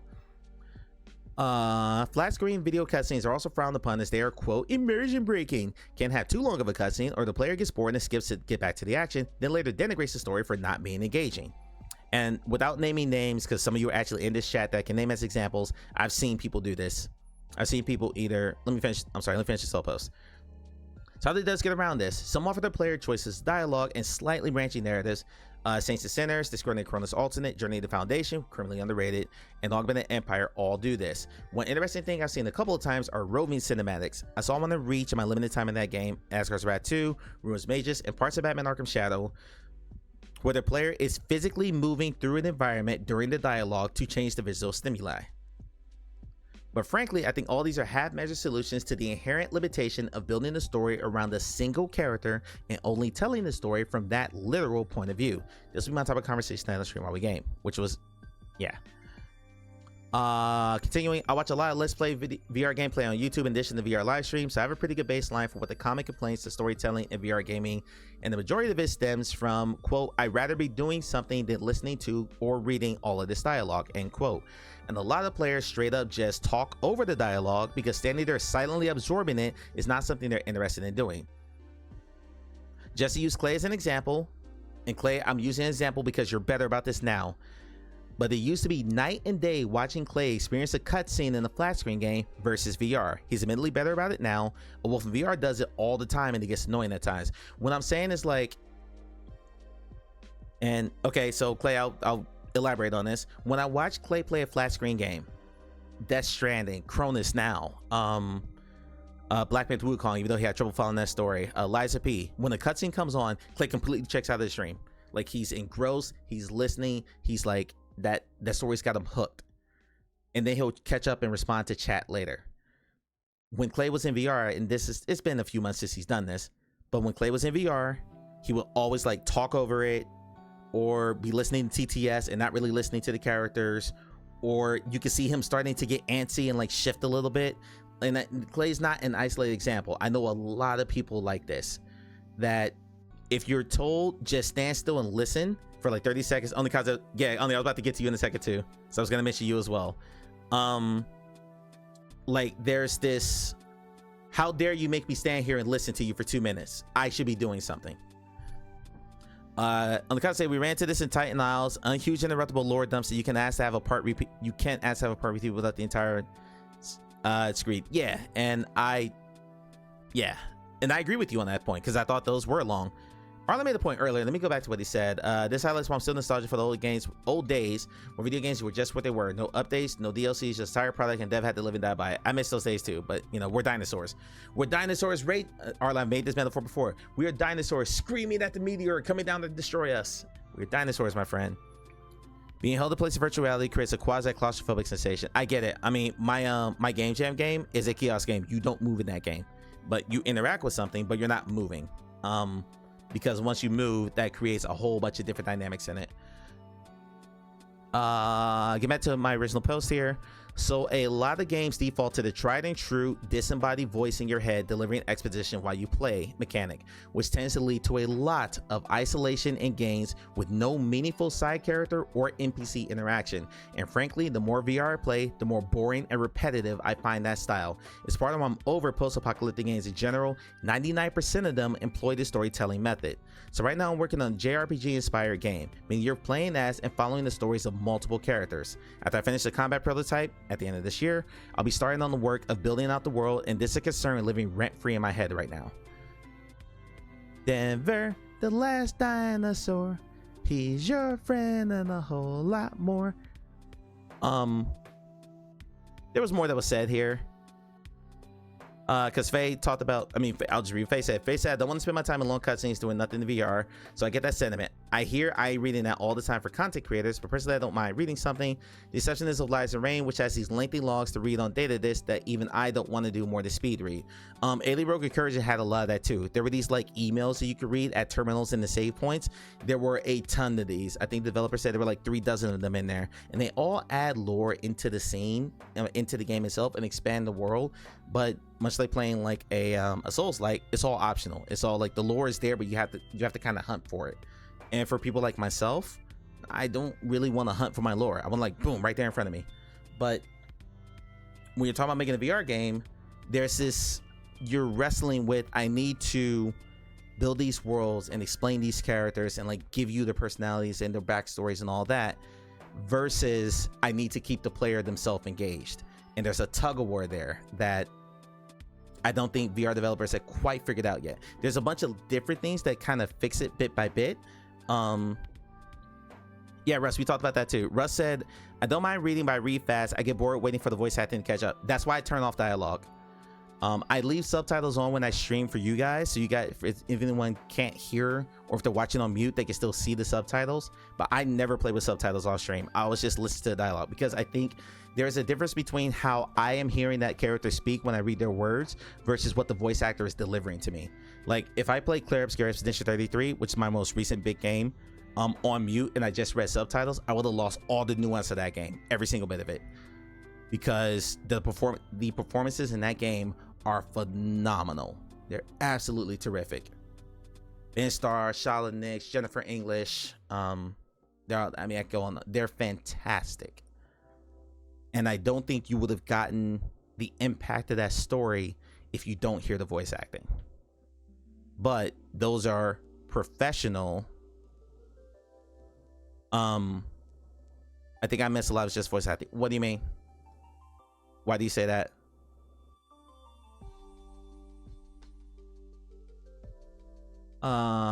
Future's mental health video, which is very good, by the way. Everyone should watch that. He posted that in a couple places. And this is Russ making the reading point. This is kind of like my last point. I totally get it. I'm in the edge case. I was responding to Faye about not wanting to spend a long time in the cutscenes doing nothing.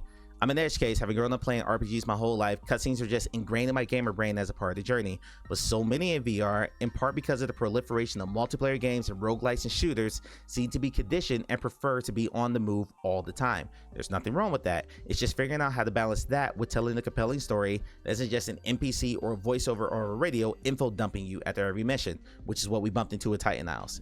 And only Kaze is absolutely correct.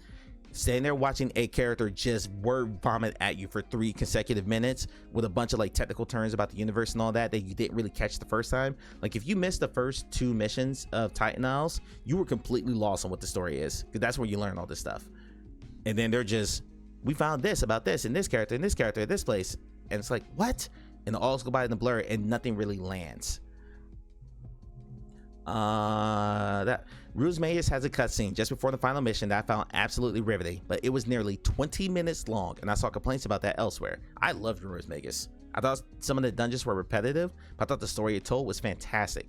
But that is not a story that most people are going to be able to get through, because there are long fits of you standing there listening to other characters, very good voice actors, and a very good story, but it's not told kinetically. It's not told as you're doing stuff like a lot of other VR games do. So there are a lot of people who checked out on that, but honestly, that's how a lot of Japanese storytelling works. So like I'm going to remember so much more lore and what was happening if I read it, but like half as much if I something I heard. That's fine. Like you're not an auto, you don't retain well when it's auditory. That's okay. That's fine.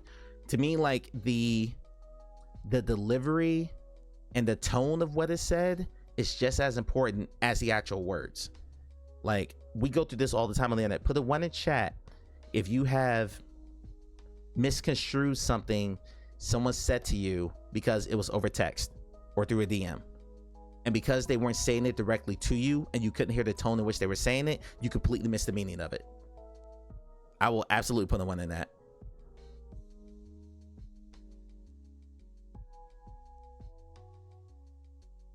This can be mitigated either way, just a smudge of a conversational model. Hey, 5 streaks in a row. Thank you, my Jive. It's 500 pixels for you. Mindjive _ coming in hot with the 5 stream watch streak. Look at the Amelia. 10 streams in a row. You love to see it. And Amelia Faust coming in hot with the 10 stream watch streak. Foul noises. All right, got all the pixels there. Machi G's on the jackpot. Congratulations. Congrats, my friend. Never. Sure. The pitch, the power, and the pace of what was said completely changed the meaning of what was said. Absolutely. Okay, back to Oni's point. This can be mitigated either way, just a smidge of a conversational model that allows you to ask about stuff you miss. I appreciate what Asgard's Wrath 2 did, which was you can select a piece of dialogue, the character responds back to you, but if you didn't catch it all, you can select it again, and he'll say it back to you again. And now, there is no way to relive that once the conversation is over, but Asgard's Wrath 2 also has a codex in it that logs every part of the journey as you go through it. So after I'm trying really hard not to spoil character names because Clay's gonna play that game soon. After one of the characters in your hub area tells you something about the main lore of the game, that information immediately goes in your codex, so you can go back and read the codex if you needed more context for who a certain character was. And I think that was smart, and I kind of wish Titan Isles did that. I wish Titan Isles gave you some kind of like glossary or something of all these worlds in terms of names that they threw out there, because there's a lot of names thrown at you all at once and it just gets overwhelming, and I wish the story had landed a little bit better because of that. So I'm having this tug of war in my head of, I have 5 characters that I have written, I'll just say it. I have 5 characters that I've written pretty in-depth stories about. That is all going to be told over the course of this game that I'm building, that will come out. I'm shooting for 2027, and I'm thinking through, how do I put that information across without offending's not the right word I want to say here, without losing, there's a good word, without losing the Russes and the Clays and the Fays and the only Kazis of the world. I don't want it to be word vomit like Titan Owls was, but I don't want to run a cutscene and feel like I have to get it all out in 15 seconds or I'm going to lose the player.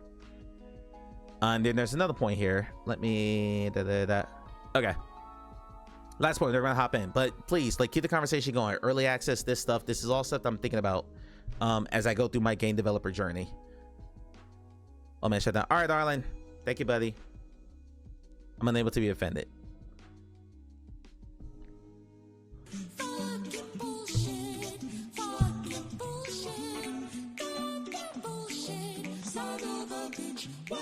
Mock Samuel Ravage.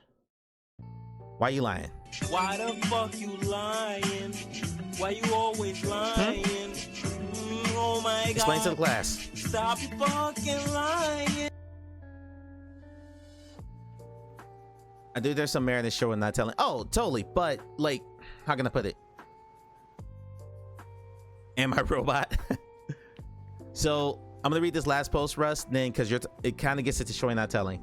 Recently, I was playing Claire Square's Position 33, a more contemporary version of the type of game I would love to see and eventually build in VR. But this story is told with multiple cameras switching between multiple different characters. Sometimes the camera moves or circles characters as they speak. I understand how they do this from a technical standpoint, but how jarring would that be from the character? Basically, I think there's space for more dynamic storytelling in VR behind the 3 current methods of: number 1, read this text; number 2, stand still and let the NPC talk at you for a minute or 2; or number 3, play the game while someone talks to you via radio. But every time a new single player game drops, I see more than a few complaints about the story either being bare bones or boring with too much exposition. It's a problem I don't think VR has quite figured out, with devs still experimenting with different methods. Since I feel like that game devs need any master lore dunce when the player don't actually need or give a fuck about the lore. I think it's the developer's job to make you give a fuck, though. And we love Girl Sister Baby. I'm with you. I am with you on that. I think it is the developer's job to make you care about the characters, about the world, about what you're doing. But I think when you were playing the game in first person, there's nothing that came up at Clay's stream about Clay doesn't really like playing first person games flat screen anymore. He always played third person. I think when you were playing first person, there is this inherent, how can I feel it? I'm trying to figure out how to say this right. It almost feels like an obligation for you as the character playing in first person to be in every single scene The of the game. award-winning Amelia says, investment? Thank you. Investment's a good word there. Whereas in, let's say, a third-person game, like, you can get away with stuff like flashbacks, for instance.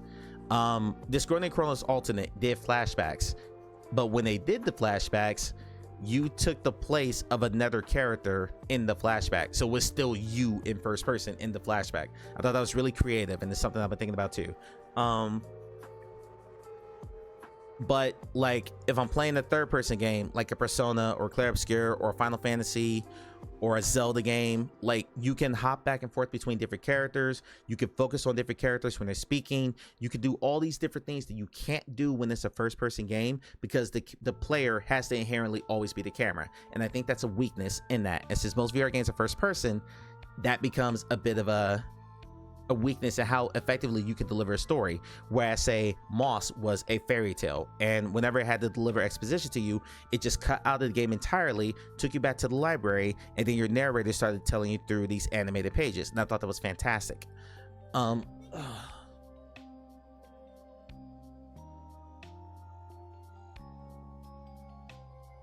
I mean, yeah, you need to care about the characters, but there's a lot of extra stuff that's not needed and overwhelms the storytelling. Yeah, and that's a balancing act that I think every developer is going to struggle with. I get that. If I miss a story, I freak out. I'm with you there. I get that, Russ. I just think when it comes specifically to VR, there is so much emphasis on the character, keeping the character moving, that one is jarring when the game tells the character to stop moving, and most people bump into that.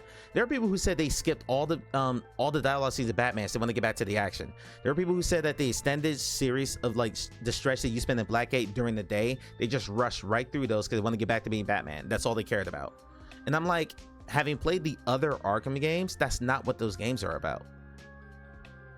But I think in VR, it's like action, action, action. I got to be doing something. I got to be doing something. I got to be doing something. I got to be doing something. Like, there's this compulsion to keep the player moving, and that hurts the storytelling, because it's near impossible to tell a really deep, compelling story on the move all the time. That's what I was getting at. There's been a system and feature in OS X since 06. It's called Summarize. It has a slider that goes from elevator pitch to full. Something like that, depending on the amount of times the player asks about stuff, could be useful. Can you elaborate on that? I'm curious. They can make you miss something important if the story is skipped. Yeah, Russ, I completely agree. It does come down to the physicality of VR, but I think I talked about this before, where like the tropes of JRPGs and the tropes, I'll come back over here. Where like the tropes of JRPGs and the tropes of VR start butting heads. And as I'm going through designing this game, and I have a very massive design doc, as I'm building stuff and building blocks, every time I get an idea, I put it in this design doc and I organize it where it needs to go. And then eventually I go back and I say, okay, this either stays or it goes. And so half the stuff I toss, half the stuff I keep. But as I'm going through this, I keep running into, this works for a JRPG, this works in VR, these two things don't mix. Which one wins? And because no one's really done a massive first-person parties, first-person JRPGs are rarities, period. So doing it in VR on top of that is a little tough. So I'm solving a lot of problems that most people haven't solved. That I don't think I've ever been solved in VR before. Which, hey, my first game, and I'm trying to change the world. So as I'm thinking through this, I'm like, okay, is it just I have a hard stop on how long my cutscenes are? Ren and Stimpy, God, that takes me back. Like, it's like, okay, my cutscenes are not allowed to be more than 60 seconds long because I'm going to lose the player at that point. Then it's like, well, shit. Either I'm going to have a fuck ton of cutscenes, or there's going to be continuous dialogue while you're moving through the scene, which Asgard's Wrath 2 is that's another reason Asgard's Wrath 2 is great to me. Whenever you reach, there's like proximities triggered lines of dialogue, but they're not just, oh, we're just making small talk here. They are like there's actual lore points to the game, so much so that I wish there was more of it, but I'll talk about that after Clay finishes the game. When Clay finishes Asgard's Wrath 2, there's gonna be a whole conversation. Is that dialogue needed though to flesh out the following characters? Yes, it is. Elaborate how? Like there could be a dynamic level of missed exposition or goals, so that I don't care can get to the action gamer can go here do that all the way. Gotcha. Okay. That's interesting.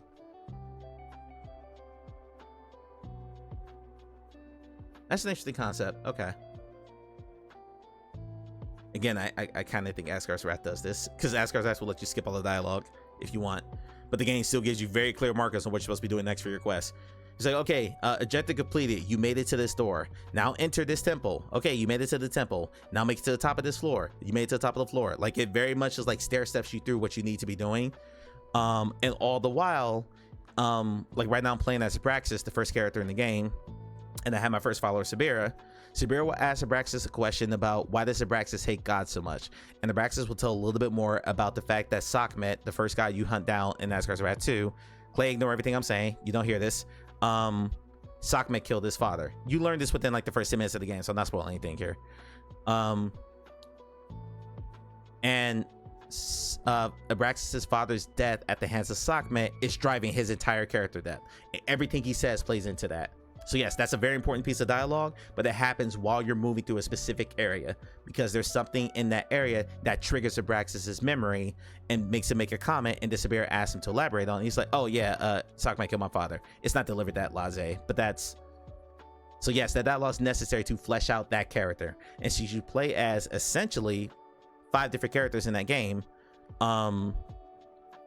That happens quite often, and I think that's smart, and I think that's probably the way I'm leaning when I go into my game, is as you reach a certain area, even though you're moving through an area, there may be like a 15-second window of 2 or 3 characters talking to each other that fleshes out at least 1 or 2 characters as you go along.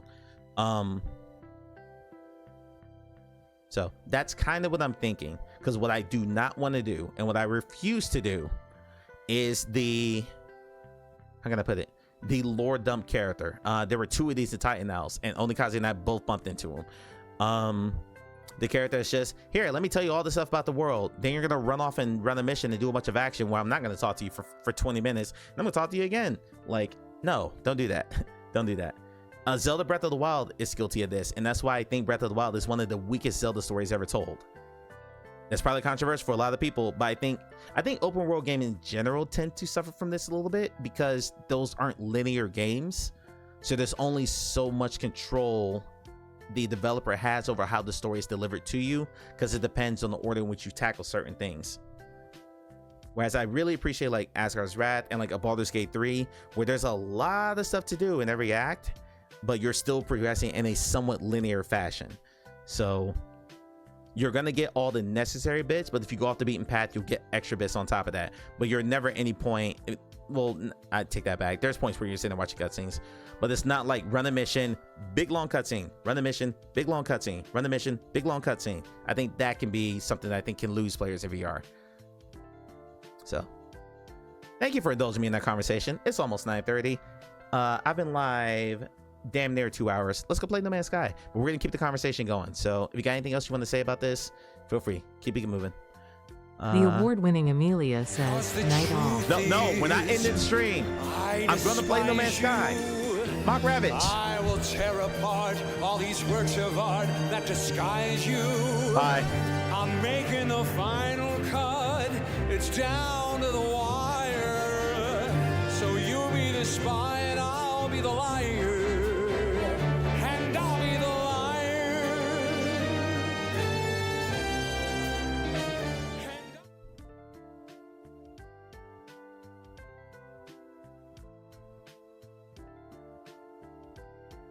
Actually, what only said just give me an idea of how I want to structure one part of the game. One specific story part that I was struggling with.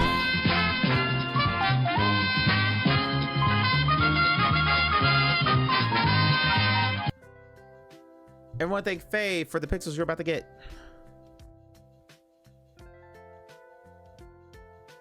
Faye, is your cat on your keyboard right now? Come on, 500. No, 250, so close. So close. So close, but not really, because it's like 2 chunks away.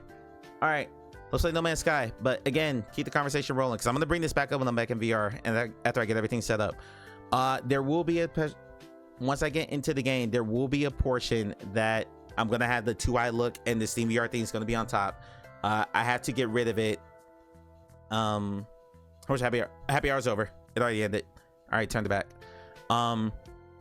Yeah, there's gonna be a portion where like the 2-eye thing's gonna happen, or the CVR is gonna. I know it's there. It's No Man's Sky. I have to let the game load, and then I'll take those all off. So, just bear with me. I'll be back in a minute.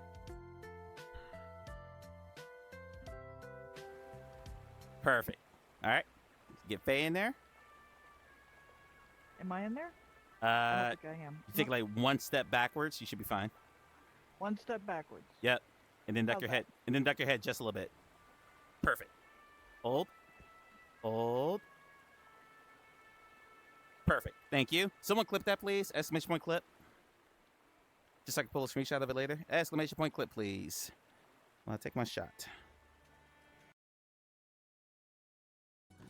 Ronan, this song is for you. Singing this song for Ronan, no cap. The master of Marvel, snap.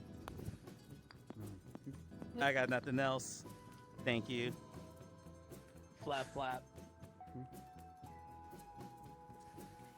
Kind of thought you were going to sing You Don't Love Me Anymore.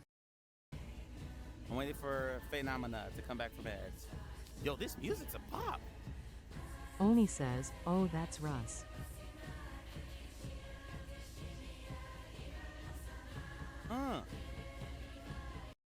Turn on TTS yet. Either Sweet is not sub, so he can't use it. Okay, TTS should be on now. I need it said before this gets clipped. Big Swede 44 said the following message. Big Swede 44 said, "One sperm has 37.5 megabytes of DNA information on." Where there's going to be a lot of damage. Like, you know, Final Fury was great for that because I got hit a lot. This game was great for that because I got hit a lot.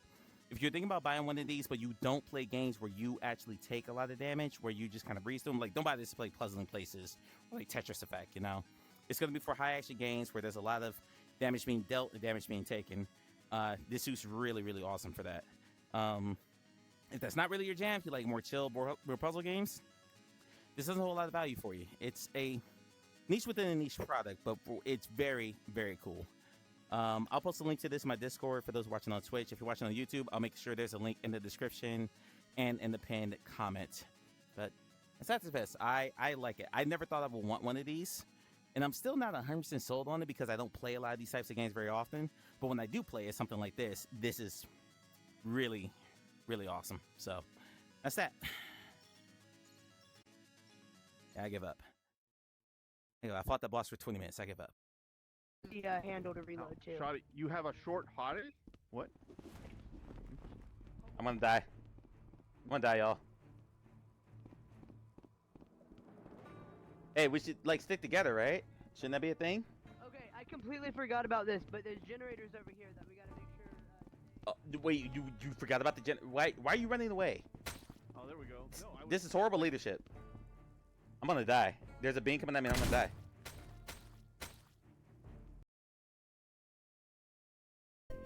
Wait, why can't I jump? I thought I could jump.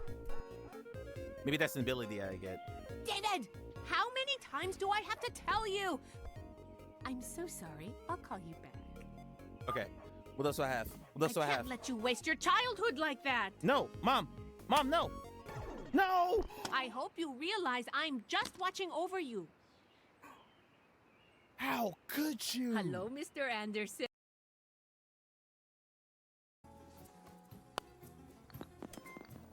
Nice. Wow. Way to go, Pac-Man. Waka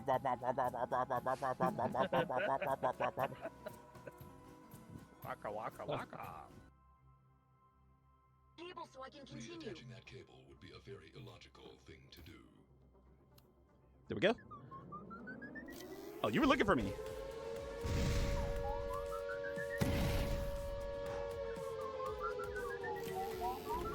Man, when they get all up on you like that, it is terrifying. Obviously playing against humans, hit this against bots. Husky got a bomb. Well, that's... Wait, you stole my fucking defeat! I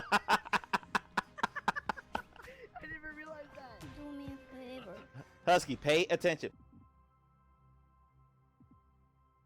I'm not getting my menu selection like my UI sounds. It's weird.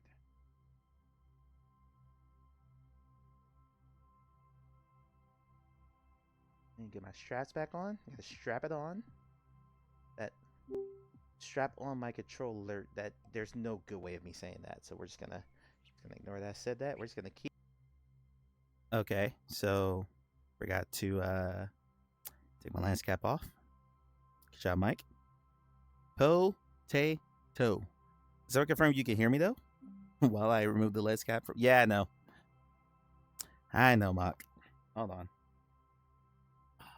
Okay, there we go. And got raise the camera.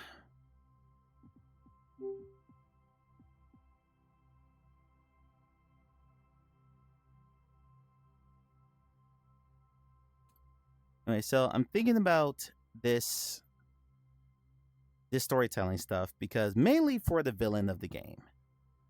Because how do you get across a villain's motivations other than like the 1980s style, I am the evil lord of all evil, I'm here because I'm evil and I want to destroy the world because I'm evil type character, which frankly a lot of JRPGs do that. But I think the best villains are the complex ones you understand. And I'm trying to think of a VR game that had a great villain, and I really can't. Gruber falling backwards to his death.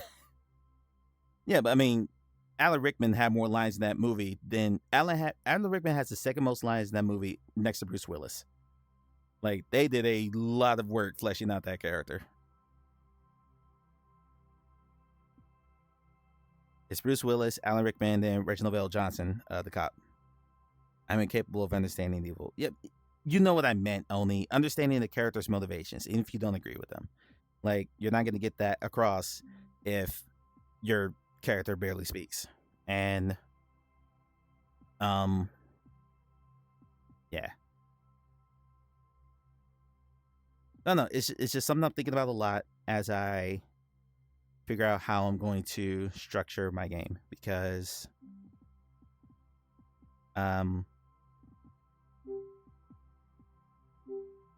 like I don't have the, how do I put this? I'm trying to figure out how to say this correctly. My game's not gonna have like a ton of parkour or a bunch of guns or a bunch of zombies or all the typical tropes that people say this is peak VR. So I'm telling a story-based game with a stylized manga-looking art style. That's not something that's traditionally done in VR. So I'm being careful about the father from Family Matters that apparently has a very scary composition of, yes, that guy. Carl Winslow. Not gonna lie, I'm kind of sick of characters coming into my character, not much of a talker, I see. Yeah, because in a lot of those games, they use the character as a avatar for the player. And like Link from The Legend of Zelda is notoriously mute, but he still speaks to the other characters. You just never hear him speak as the player. I know you got, again, yeah, give me a minute. I had to boot the game and let it come up first and all that. I did not play Sushi Ben. That's been on my list for quite some time. But I was wrestling on whether or not I was going to stream that. Of course, Love and Life is in VR. Lovin might be hearing me right now.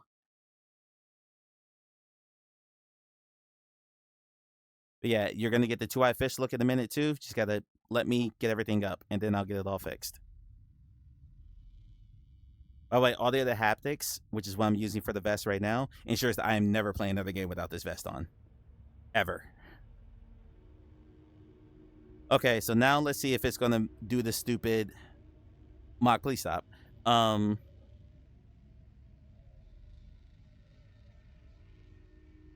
let's see if it's going to do the stupid, you're out of your play space, we're going to freeze the game type situation. Because it did that. Before. Oh. All right. By the way, only this is what I think is the solution to our VR point of view problem too, is even though it is more resource heavy, to use VR view, which is what this is right now. You're rendering two different cameras at this point because you're rendering what the VR player is seeing and what the desktop is getting. Wow, the vest is that good? I'm a big... you do not time yourself out. Stop it. I love the vest. I loved haptics and controllers. Like, I fell in love with the Rumble Pack on the old N64. So I loved haptics for a very long time.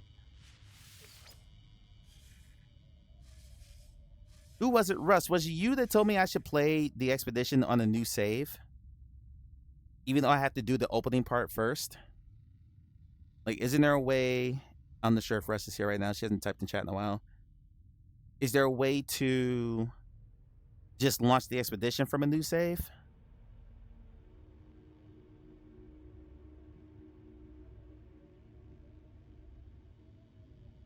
There is? Okay.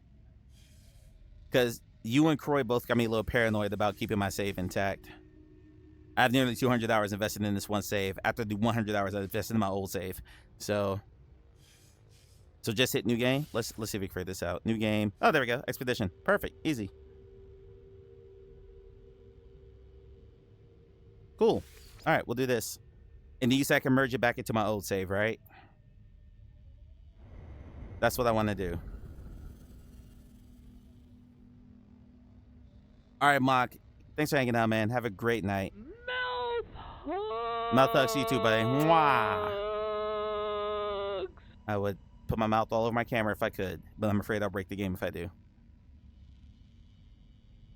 Not from fresh save. Damn it. Wait, so what does Croy do? I'm confused.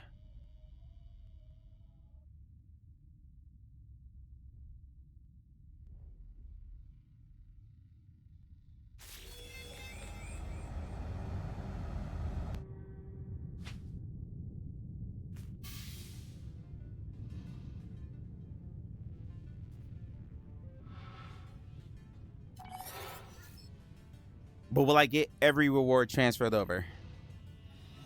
Hey, Mia, how you doing?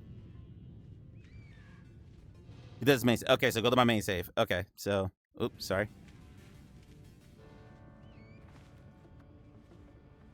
God, this game is so nerfed. Oni says, see my previous comment. You collect expeditions for rewards at other states in the anomaly. Okay, so, but Russ said I can get some rewards transferred over. If I don't get all of my rewards transferred over, I'm not doing this. I'm good. I took a mental health day yesterday, so I'm here today. Like, if I don't get all of my rewards, I'm going to my main save, and I'm just going to risk it. Because Russ saying some has me nervous. That's why I'm asking.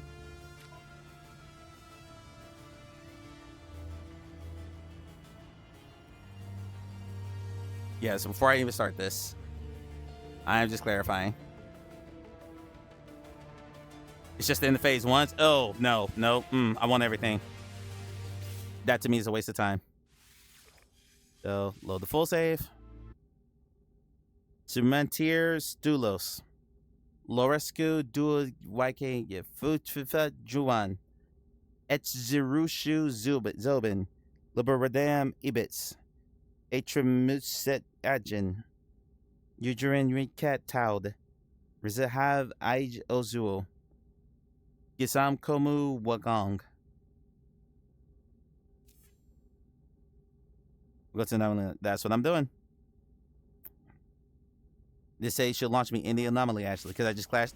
I have not played this game since I cashed out my last expedition. So I should be able to just go straight in and get it done. Am I having this? No, I was reading the names of the planets. I was reading the names of the planets. How dare you?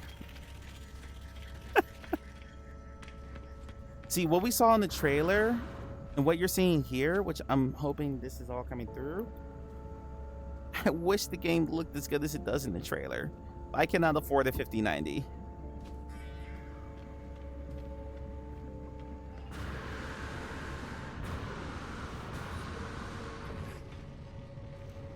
All right, let's do this. Start an expedition to go on. Says, sure, Jan. To huh?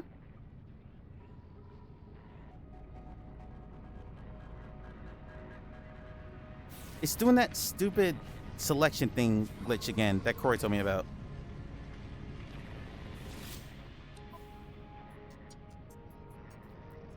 Start an expedition to go on the reward alongside the whole community. The exclusive saves are available to all saves. Oh, okay. Well, this is saying all the save phases. Whatever. I'm already here now. Sign up for Expedition 20 Breach to join the community as you sail through the stars, confronting the awe and the horror of deep space. Let's do it. Select your starting equipment. Begin the expedition will start a new journey. Reach the space anomaly to retrieve stored equipment. You may switch freely between your expedition primary saves anytime. Okay.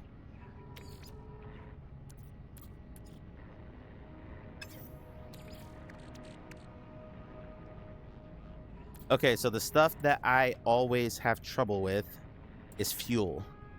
So I need stuff to make fuel.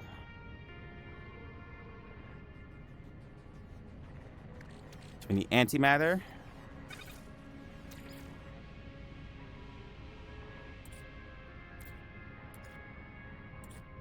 Also chromatic metal. We're gonna take some chromatic metal too. Some ion batteries. Some dihydrogen jelly. Some more dihydrogen jelly.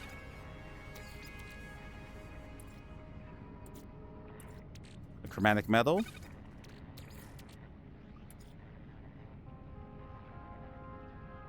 I don't think I need the activated metal because I'm probably going to have a refiner. No.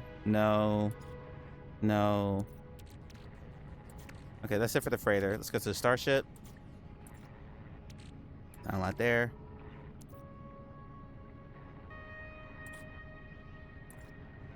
I might need to transfer some stuff from my freighter storage. Because that's where most of my chromatic metal and some of my backup basic minerals are. Okay, we'll take sodium. Sodium's always good. Lots of carbon. More oxygen. I need oxygen here.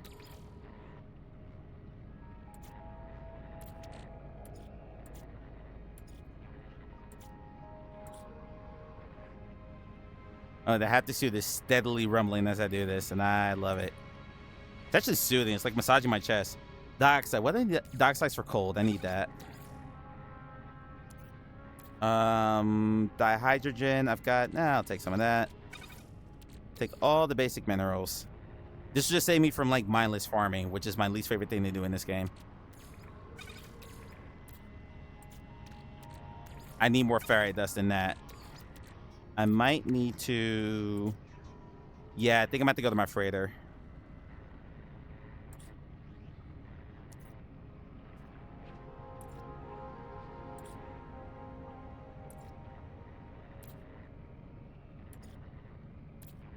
Yeah, I need to go to my freighter.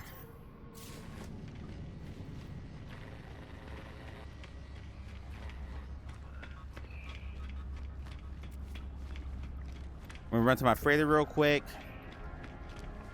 I got to swap out all the stuff I pulled from my last expedition that's currently on my exosuit and put it in to storage. It's all Corvette modules I'm gonna build later. We got to add to 2 minutes. Add to 2 minutes. Woo, that was a little shaky there. All right. Take me to my freighter. Take me to my freighter. Take me to my freighter. That is super glitchy.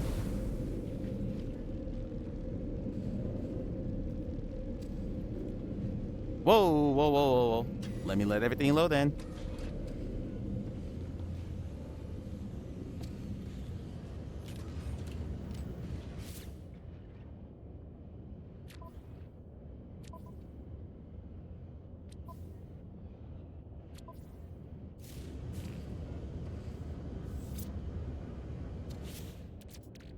There we go. Now we're talking.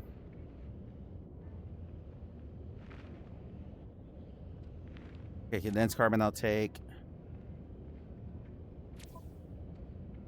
No, that's not what I wanted. How do I navigate? Store. There we go. Okay, so we're going to take a full thing. So we got clear space in the exosuit. So let's move over all this freighter stuff that I don't necessarily need.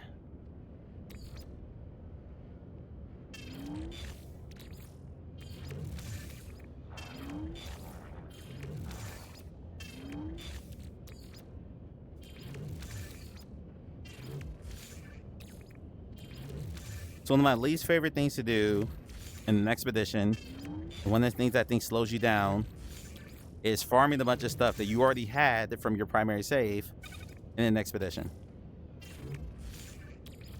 Like, oh, I need to go farm carbon. That is annoying. I would much rather have all that stuff already ready so I can get to the meat potatoes of what we're here for. That was a mistake I made the last expedition I did, and I feel like it slowed me down tremendously. So we're just not gonna do that.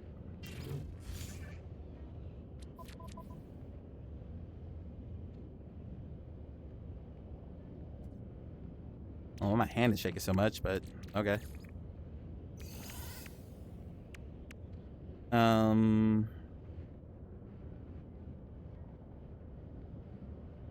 I'll probably take some stacks to get... I think I have a whole bunch of chromatic metal. I just need to find it real quick.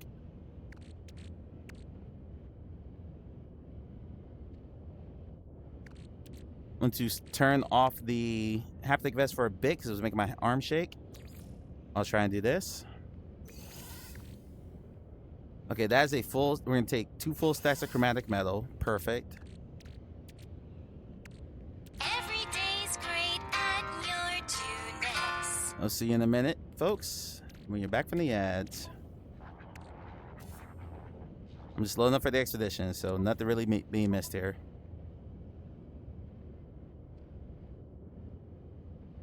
I don't think I'm gonna need gold or platinum for that. I will need some tritium, maybe. I'll take a stack of each. Just to play it safe. Just to play it safe. I can farm that stuff in asteroids, so I'm not too worried about it. I don't seem to have any carbon though, which is a little surprising. I got very little carbon. Now carbon is plentiful, so it's not. I'm not overly worried about it, but That's a little surprising. I don't have any. That's hair rocks.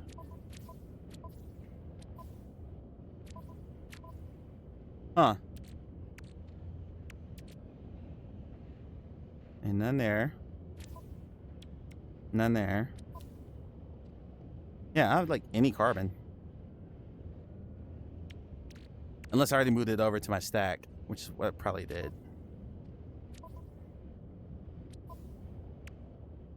Yeah, it looks like that's what I did.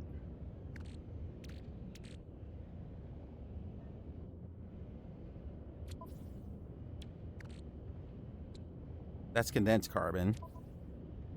I mean, carbon can be farmed anywhere.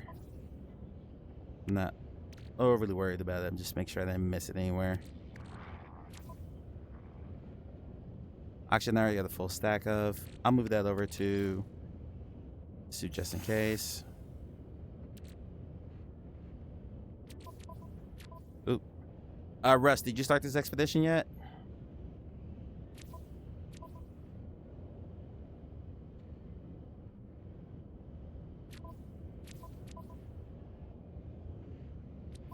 I think you said you updated. I didn't know if you got started yet. All right. That'll work. Not yet. Okay.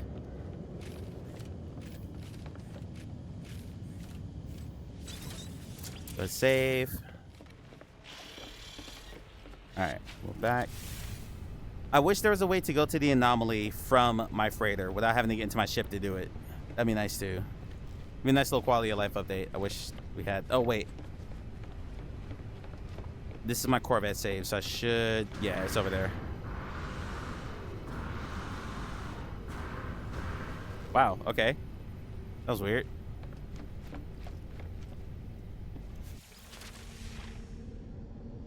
Woo, that's a rough load. That's okay. Welcome back from the ads.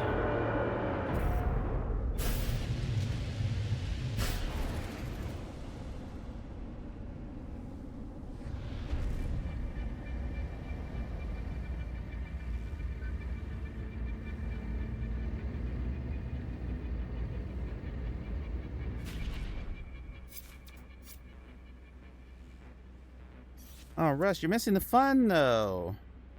There we go.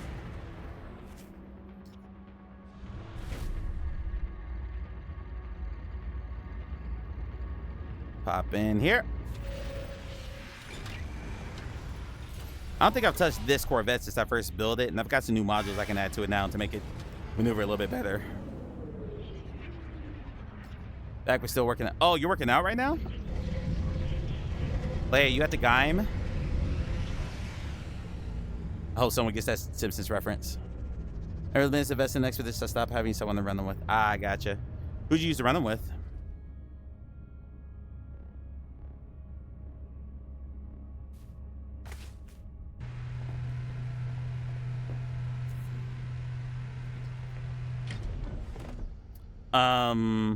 Excuse me?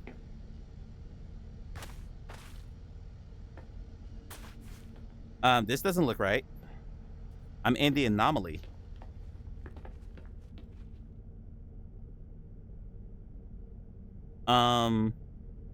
It's like the whole thing didn't load.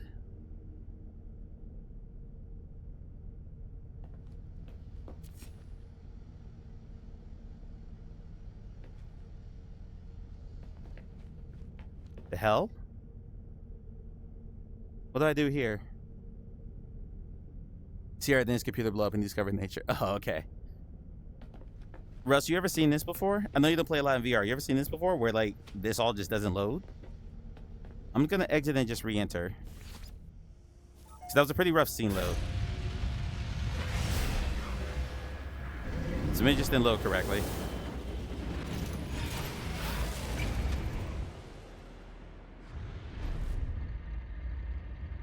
Because if that's the case, then I'm just going to go back to my freighter, get on my actual ship, or my Zelda Mark II, enter the anomaly that way. So I don't have anything on my freighter that I need to bring in. All right, let's try again.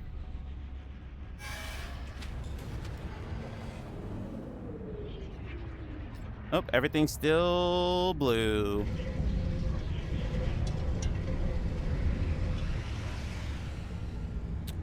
Well then, okay. This is uncomfortable.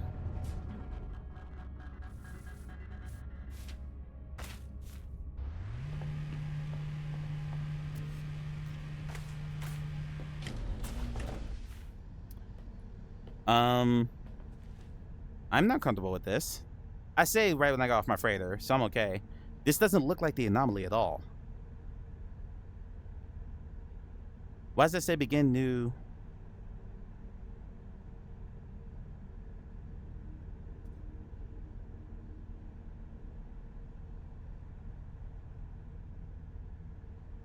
Like, this does not look like the anomaly, unless that's a spire that I just don't look at very often.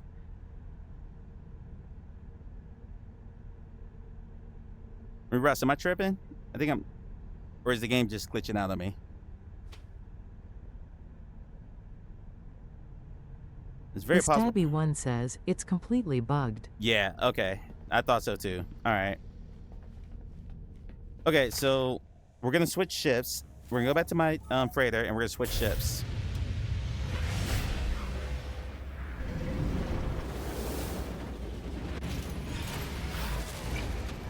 All right, where's my freighter?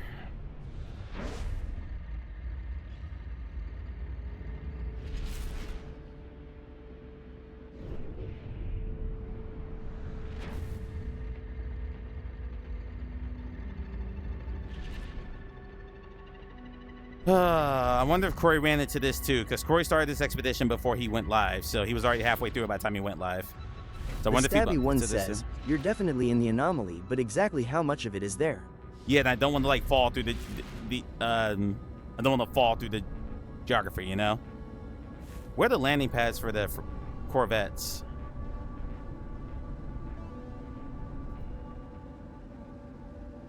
I don't think they're here. I mean, this game being buggy would not be something that surprises me, but I don't see the landing spot for my Corvette. It's on my frigates.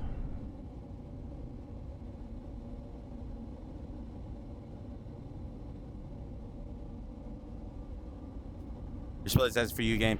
Yet, Clay, this is a game you really have to let cook. Like, really gotta let it cook.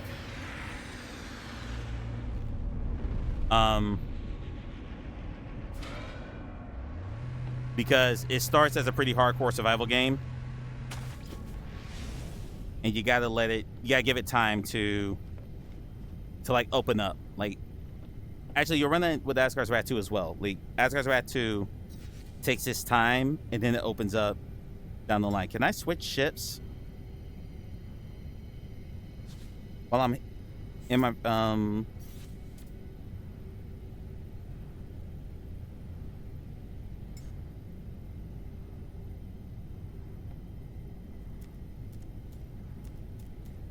Oni says, typical Corvette owner, needing a special spot to park.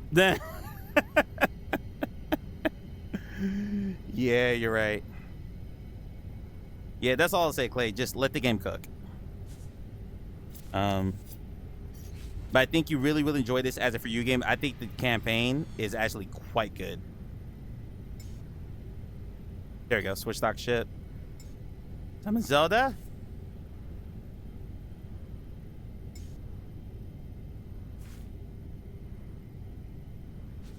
Okay, so Zelda should be here now. There she is. There's my baby. Look at her.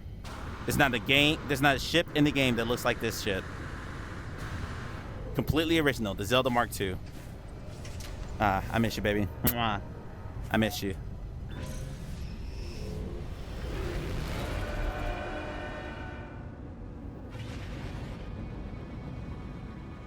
Hopefully this is all looking okay for you guys. Everything's looking all right. I know it's not the sharpest resolution in the world. I'm running this game on potato settings. Like absolute potato settings, like the lowest ones possible. The Stabby one says, don't forget to turn off multiplayer. It should be off already. I turned it off when I finished the expedition, but I'll double check. Yeah, run this game on potato settings. My headset The is at only real VR 86% streamer says resolution. the game looks great. Okay, good. Oh, Clay, if you do play, well, no, I'm not. Okay, I deserve that. I said potato like 3 times. We're glitched, by the way. We are fully glitched. We are absolutely fucking glitched. But then when I get out of the ship, I'm fine. Okay, all right, whatever. Jesus. Clay, if you have a choice on this, even though I know it's not really plausible for you, if you could play this on PSVR 2, you're going to get the best experience. The stabby one says, you broke it. Okay, I did put carbon on there. All right, so everything should be in my suit now.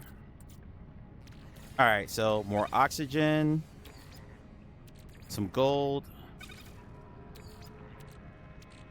some magnetized ferrite. We don't have a lot of ferrite dust, but I'll be all right. More sodium. I don't need more sodium, but we'll take it anyway. The only real VR streamer says, I own it only on PSVR 2. Okay. But yeah, like I know, like just from a setup standpoint, it'd be tough for you to like play VR on your PSVR 2 often, other than stream. But if you can, that is absolutely what everyone who has played it on all 3 versions have told me. That is the best version of the game. So just throwing that out there, that if you can play it in that medium, I think you'll be very happy. From a visual standpoint, at least. Wow, I have 7,500 carbon. Didn't I? I think I took some condensed carbon. At least I thought I did.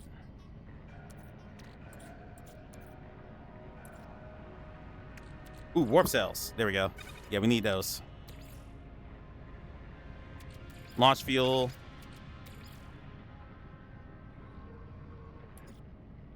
That's good. Okay, check the freighter real quick. I think I got everything I needed off of this already, but I'll double check it.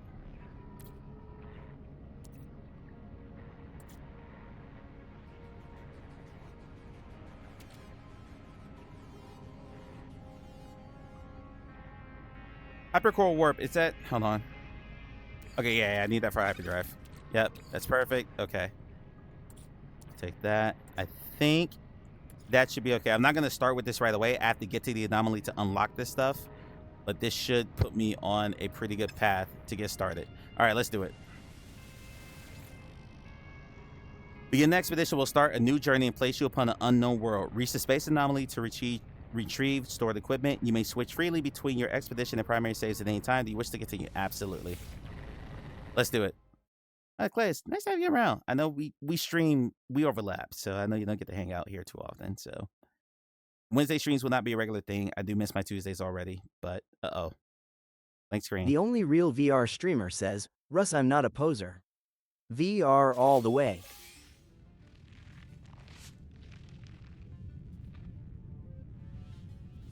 Letting it load before it crashes.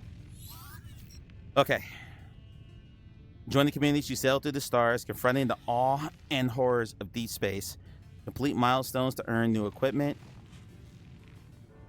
Complete entire phases for special exclusive rewards. You progress to the expedition page. Reach the space anomaly to retrieve your stored items. Follow a path through the galaxy to each of the rendezvous points to earn large rewards. Basis discoveries and other progress will be shared or merged with your primary save. Switch back to your primary save at any time. Exclusive expedition rewards can be accessed on any save. All right.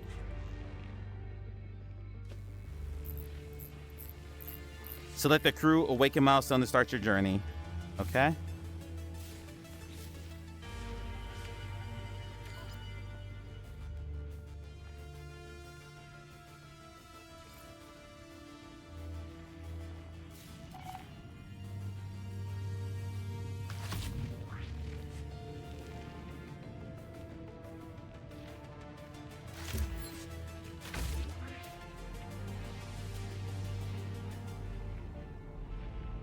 Where's my ship? Where's my ship? There's my ship.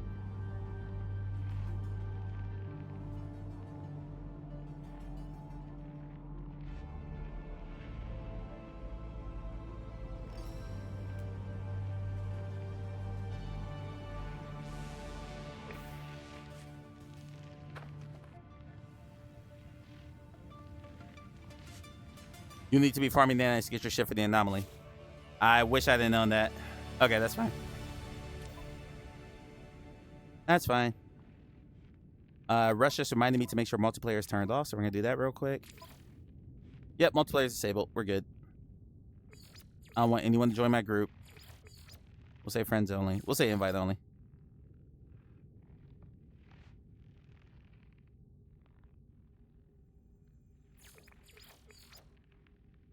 All right.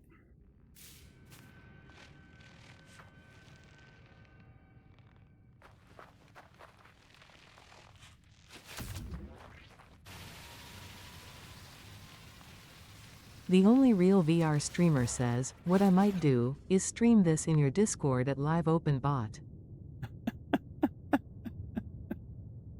Okay. I mean, you can stream it to your Discord and be fine.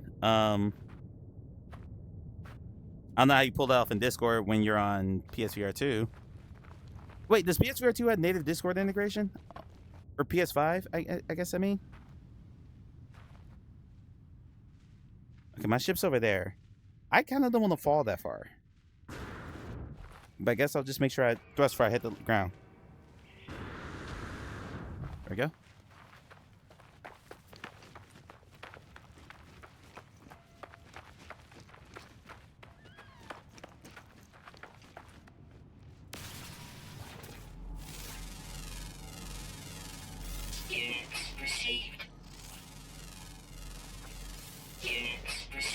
So they're getting a little too close to me. Look like giant bees.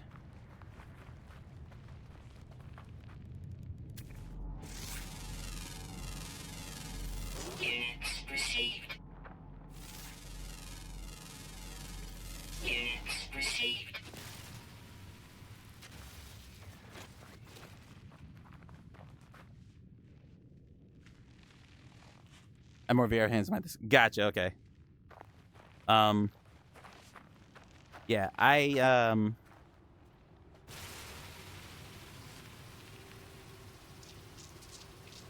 some more oxygen. Thankfully, this world is not full of freaking hostile sentinels like the last one. That sucked. I feel like I'm about to get ambushed. So you know what we're gonna do? We're gonna fly to the top of that building. And all the things. Yeah, I know. I know. I'm just lazy. Yep, Whispering Egg. We're going to walk around the Whispering Egg.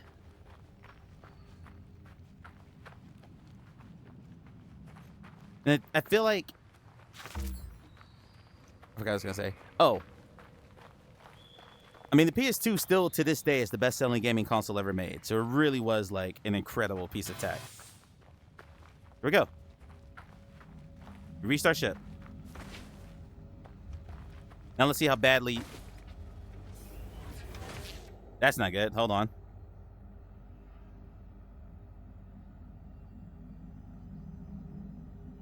All right. So we need hydrogen jelly and pure ferrite. Okay, so I gotta refine. Great. Okay.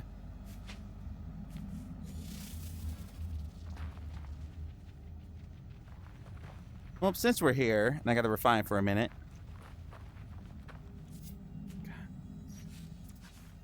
Okay, yeah, thanks. I like how even though I'm on my regular save, it still is acting like I've never played this game before. I don't want this crap. And not one rusted metal. A Gak relic? That's not helpful. Okay, my suit's already at full strength. I should have brought my Atlas level 1. I should have brought.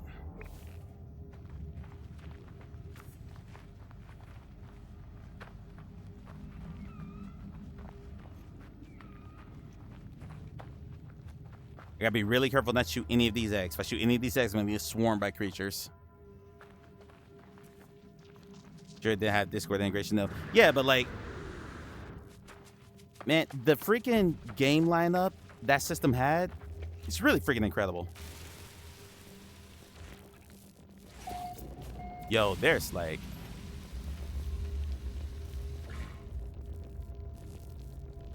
I mean, this is pretty rare. Okay, I will claim the damn rewards, game.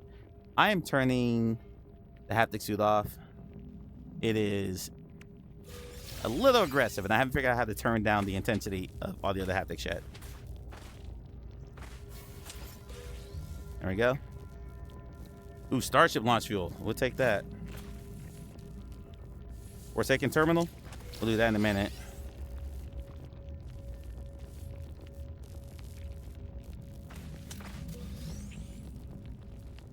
Okay.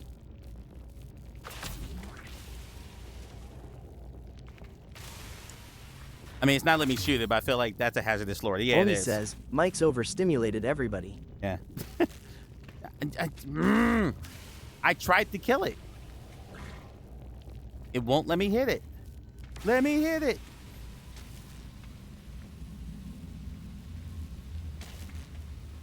I mean, how many times are you gonna make me take damage? Or get rid of this thing. Okay. Come on.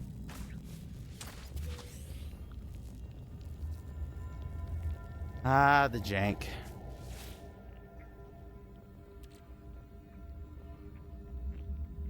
I think I can refine slime into nanite, so we're gonna keep that on the exosuit. If I'm not mistaken. I might be wrong on that. There's some nanites. Yeah. Can I? Nope, can't harvest that.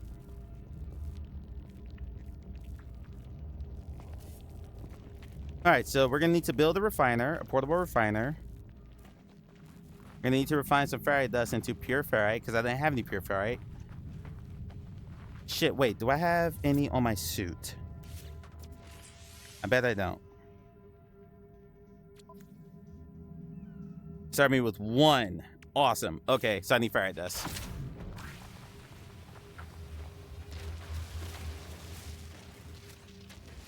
Where you get ferrite dust, for those who have not played this game, it's just to mine rocks. Lots and lots of rocks. Oh, they gave me a geode. How nice. Okay. All right. Let's analyze the geode.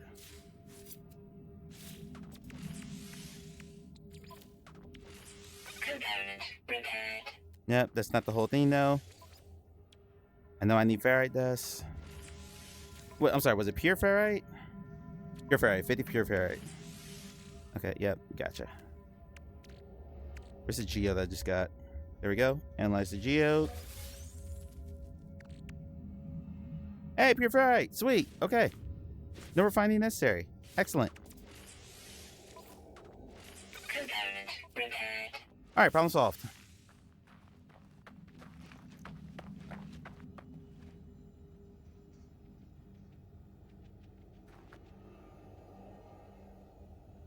I'm going to ignore everything that was just said in the last 3 minutes from you two. You three. All right, now we need to recenter. Wait, seriously? Make seal and metal plating. Okay, great. First, recenter VR view. There we go. There we go. Okay. That's better. It's a nice looking ship too. All right, what do I need to repair my pulse engine?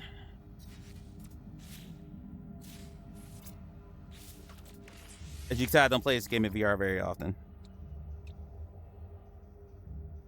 I need a hermetic seal and a metal plate.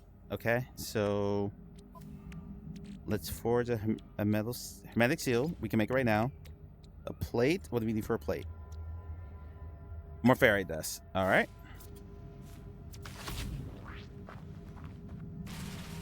So, Clay, I don't think you played the start of this game. The start of this game functions just like this. You wake up on a planet, and the game, it's basically an introduction to how to mine, how to do basic mining, basic doing everything else. You wake up on the planet, you are at a ship that is in need of repair, and it's up to you to find the stuff to repair the ship and get off the planet, and then the game properly starts. So if you're not... Oh, and Clay, I'm saying this right now. Do not, I repeat, do not play this on a hard difficulty your first time through. Then goes showing your ship and inventory main things to life cycle. No, it's just janky VR. VR at its janky finest. That's what that was.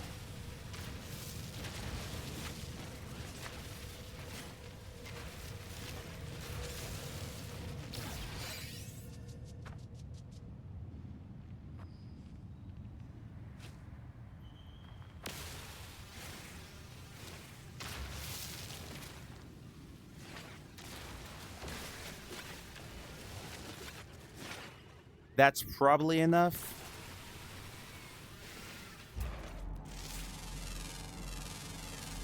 Units received.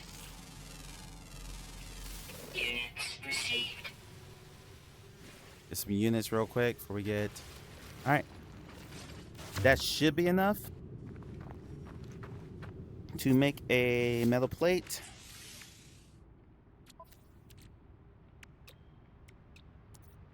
There we go. All right, then we go to the starship. There, there, there.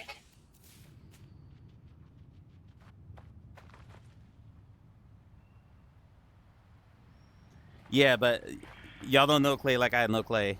Clay will absolutely say, I wonder what hardcore difficulty is like. And then he'll get killed in the first 10 minutes of the game. I know my friend very well. I love my friend. But he's like a little brother to me. But I know him well enough to know that he'll try to do that crap. No, I said, you son of a bitch.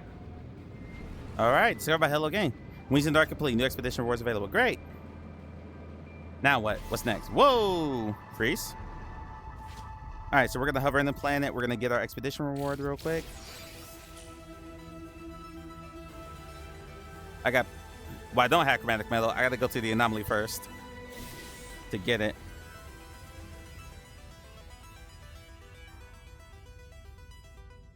Chromatic metal and the microprocessor. Okay. Okay, yeah. Stop. Okay, yeah. Great. All right.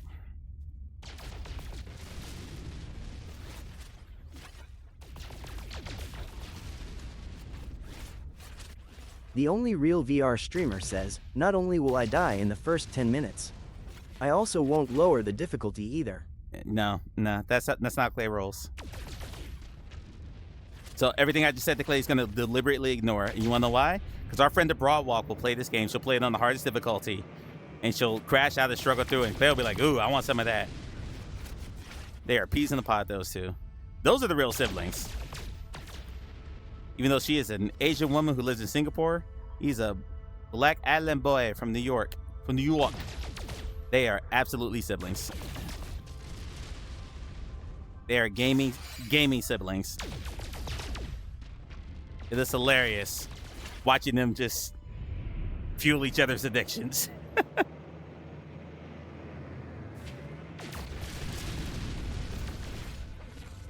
gotta turn my sensitivity down. Yeah, that one just gotta get used to this ship.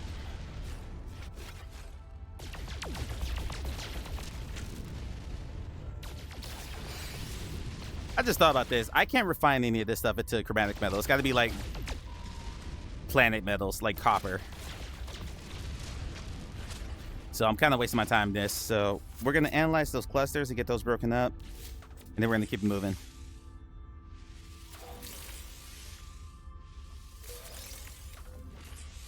Technology installed. All right. Yeah, I don't have any chromatic metal yet. I only got 30 nanites. Yep, I need copper, cadmium, emerald, or indium. What's on that planet I just left? Quartzite, dioxide, sodium, and high sentinels. Okay, no. So that's a big fat no. What about this planet? Quartzite, phosphorus, high sentinel. Nope. Okay, moving on.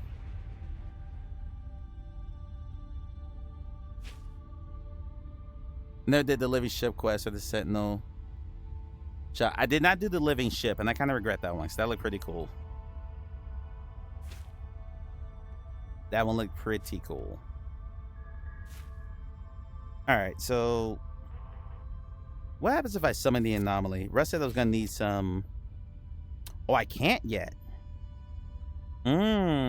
Interesting.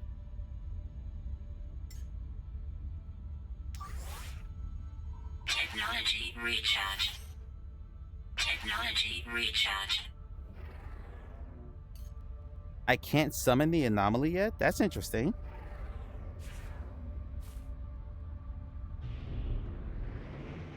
The space police? No, I'm not doing it. I'm not getting a Sentinel fighting the ship I don't know.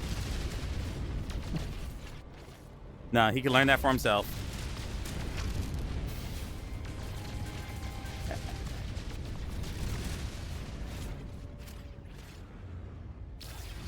Are there any more planets in this system?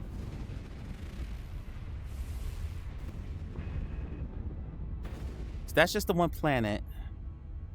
Tritimus asteroid.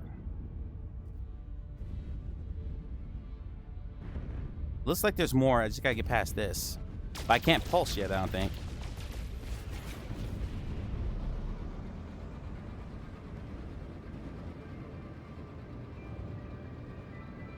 I will love it and pet it and call it George.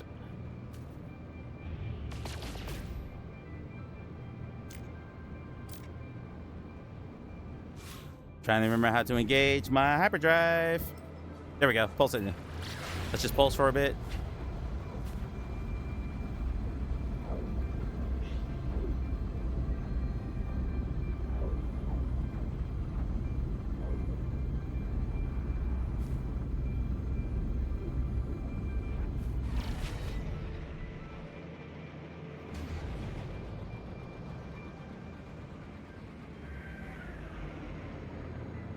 That's a dead space station.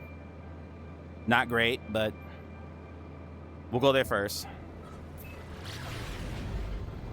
That means there's not gonna be anyone here to buy stuff from.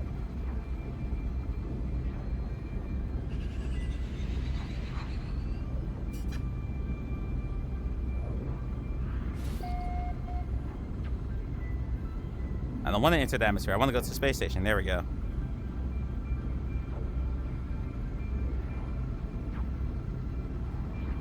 Yeah, you can really see like the downgraded visuals when I'm pulsing or when I'm in hyperspace, because all this stuff just doesn't look good.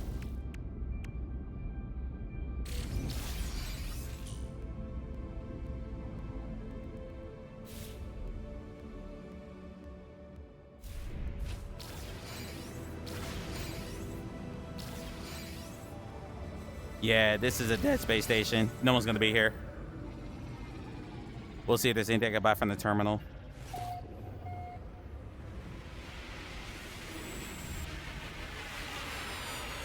Check the system page in the menu. It's find time to play games on your own.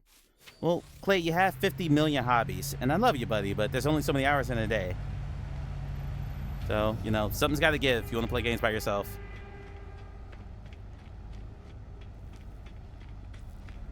And I thought you worked out in the mornings anyway. I thought you got up at like 5 a.m. to go run 16 miles before you went to work.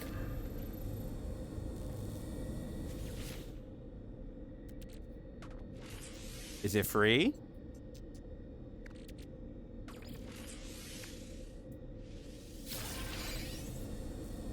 All right. The exosuit upgrade. Do I get a free multi-tool upgrade? I did not.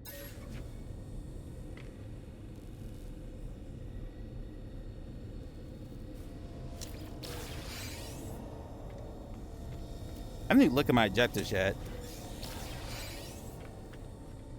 That's gonna require an Atlas key, I already know. Yeah, but behind the Atlas door, a freaking version 3, level 3 Atlas door, it's just a bunch of carbon. It's really annoying. Okay, that's our teleporter.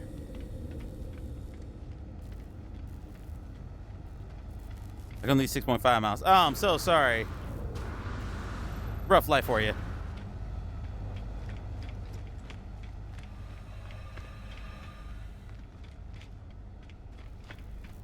My hard out is midnight, by the way, so I do have to work tomorrow.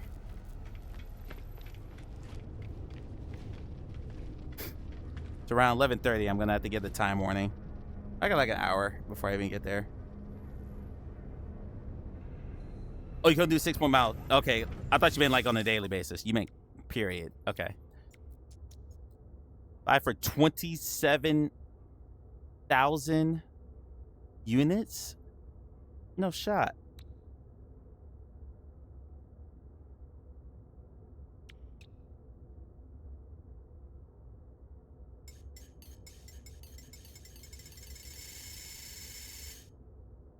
Yeah, that'd be all my units. I'm not gonna buy all that. Chromatic metal. Okay.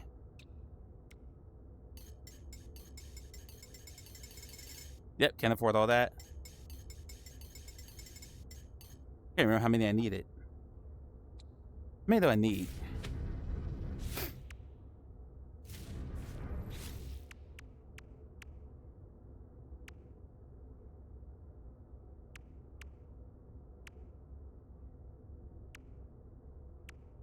Oh, I gotta go underwater. Wait, why am I phase 2? Phase 1. The planet. Warp to a new system. Reach the first rendezvous. Acquire a debris rangefinder. Okay. Disable Corvette class. I got.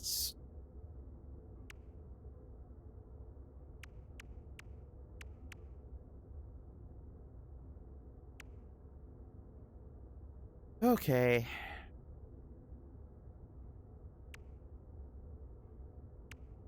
Alright, so. Alright, now I know what I have to do here. Let's go through here and look at my. What I need. I need to repair this damn thing.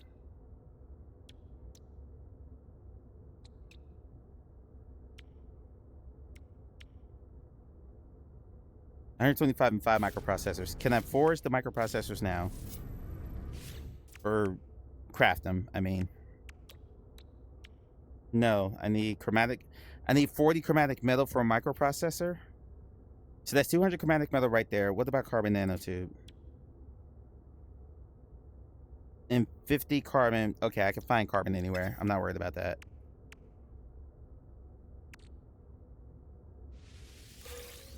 Okay, so 200.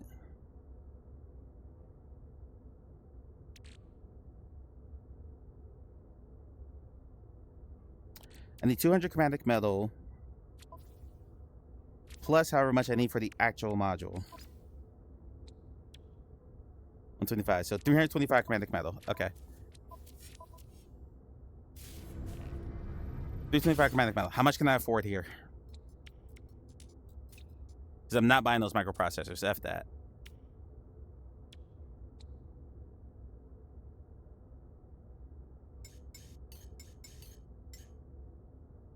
$29,000 units. I only have 6,000. I don't have anything I could sell for that either. That's a shame. Well. I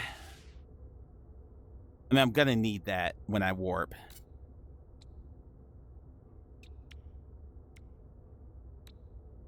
Oh, I have a repair kit? Oh, hold on. Say less. Hold on.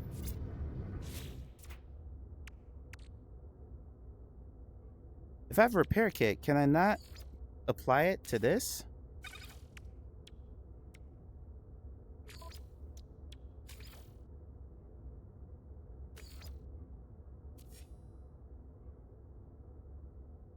I'm at the moment still. Yeah, whatever. You know, you're younger than me. Hey, Russ, can I apply, and only, can I apply a repair kit in lieu of an actual object? Isn't that a thing I can do? I thought it was. Okay, either way, I'm gonna sell this metal I just farmed from the asteroids. So I'm kind of glad I did that.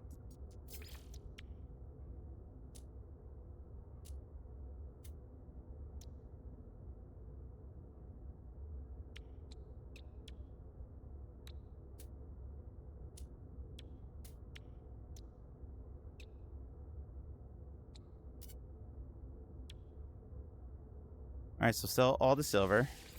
Units received. Units received. That hydrogen ain't worth shit. Does the vendor have copper? They do not. I checked. That was one of the first things I looked at.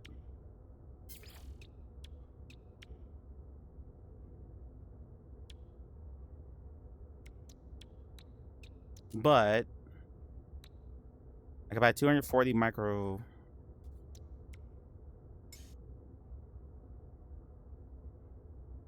This is gonna be a jump start then, so we can buy that. Product received.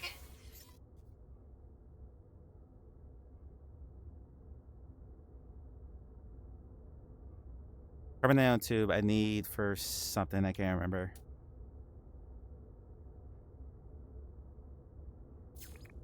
So I could go out there and just farm a bunch of asteroids until I have enough metal to make that happen. But for now, let's take a quick stock on what. Okay, take that. Then 5 microprocessors.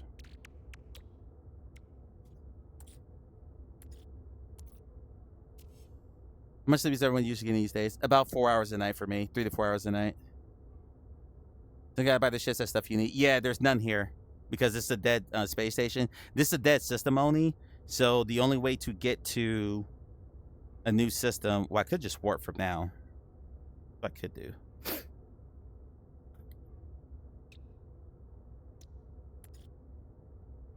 I could do.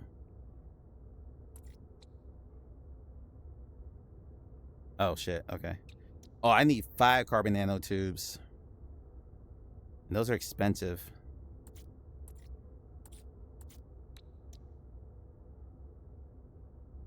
One carbon makes that. Alright. So I gotta go farm. That's what it comes down to. I gotta go farm. I mean, I could take the portal and just warp to another system. But that still doesn't fix my shit. So if I warp to another spaceship system, especially since I just spent a lot of money on the chromatic metal. Yeah, I think I just need to go farm.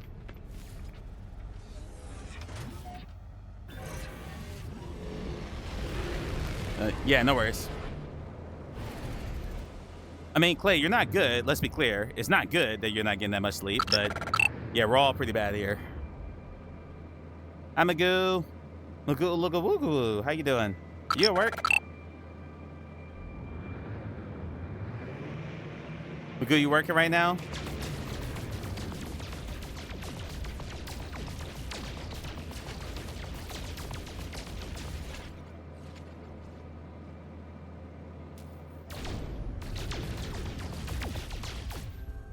All right, I can't remember what the asteroid belt was, but yeah, that's a dead space system, dead space station, that dead system. So not a whole lot I can do with that. You're at home. Hey, Magoo, tell your husband. New. Whoa, shit. Okay, found the asteroid belt. A new expedition. Tell your husband.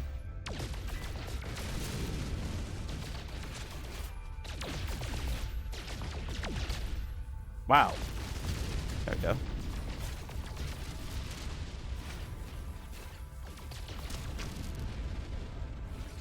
So if I just farm a whole bunch of this, I can buy most of that stuff from the station and save myself a whole lot of time.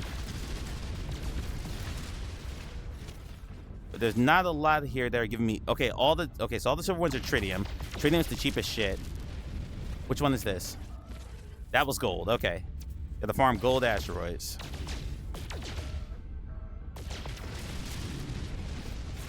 I'm going to skip all the tritium ones.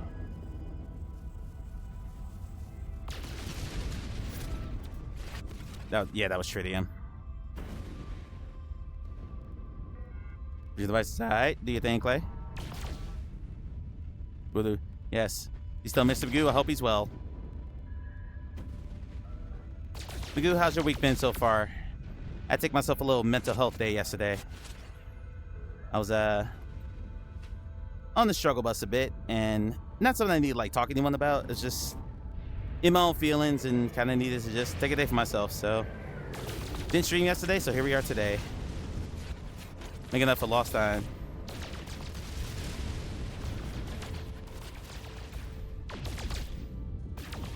This ship is touchy.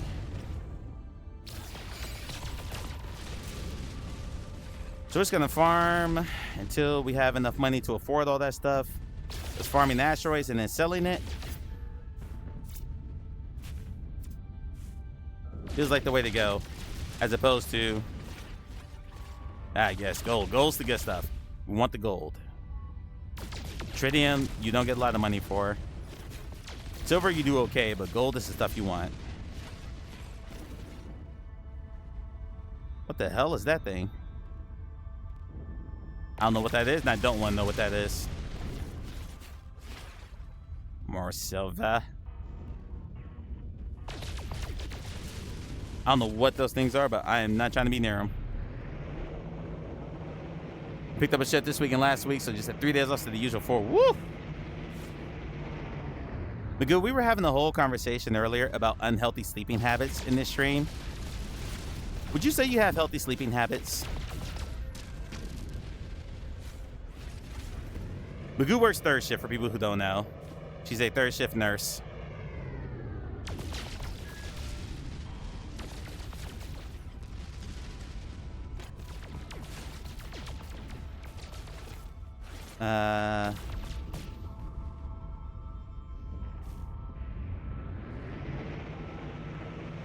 Clay, I have a question for you. During your week off from streaming, are you still going to keep up your same workout routine, or are you taking a week off from everything? Are you going to reduce your workout schedule? You're going to keep up the same, I go to the gym every day deal? Like, I'm curious how much of a body reset you're going to give yourself.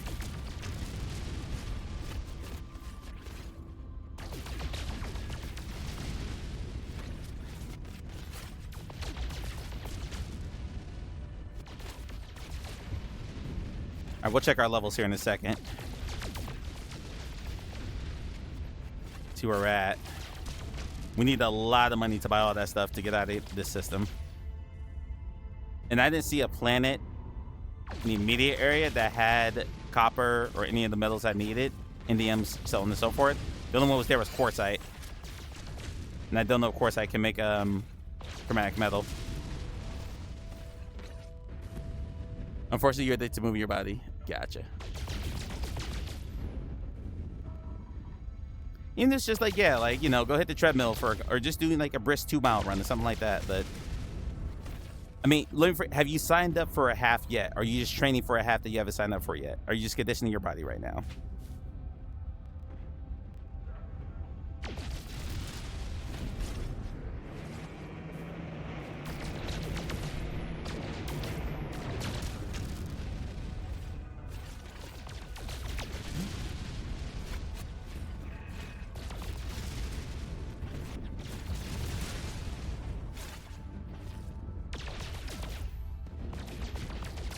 There was also a conversation in Clay's stream a while back about HUDs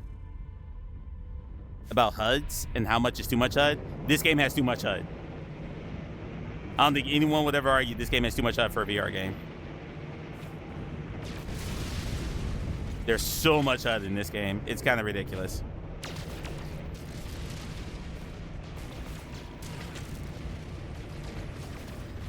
Why am I having so much trouble telling these asteroids apart?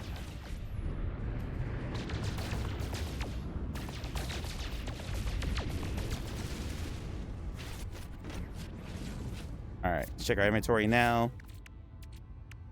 Pursuit. 58, 122, and 95. That's not enough. All those are tritium clusters. Okay, not enough. Keep going. And if I can't use that repair kit right away, I'm just going to sell it. I'm sure I'll probably regret that later. Give me gold, damn it.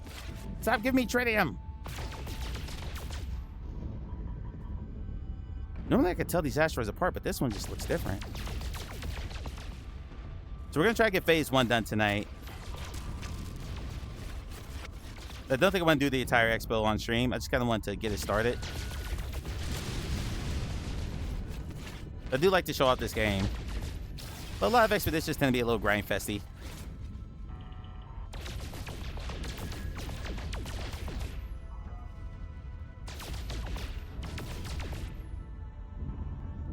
Condition and maintenance. I need to set my race calendar for 2026. Race calendar, 5 to 6 races. Okay, that's a fair number. I know some people who do a race every 2 weeks, and not 5Ks either. Like 10Ks, halves.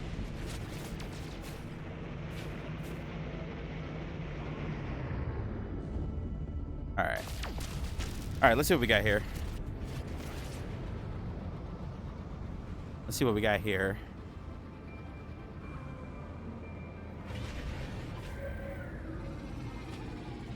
All right, so we need 5 microprocessors.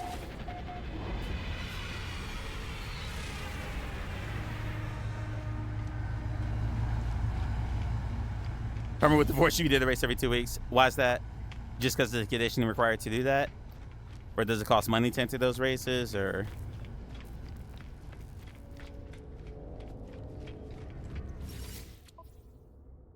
Not that I'm encouraging you to, you know, test the limits of your marriage. Please don't do that. I mean, I'm divorced. What the hell I know about a good marriage? Oh, wrong area. Yeah, that one repair kit's worth $69,000. They think I sleep too much, then drink too much caffeine. I mean, I can't really say anything. Before I had to give up caffeine because of my heartburn. I drank a very, very unhealthy amount of caffeine. Like, I'm talking 2 to 3 monsters a day. It was pretty bad. So, no judgment here.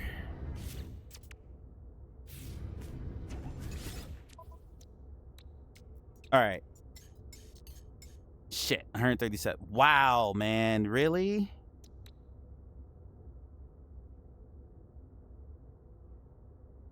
So even if I sell that wiring kit, I'm still short by a lot. We'll sell that Gek relic.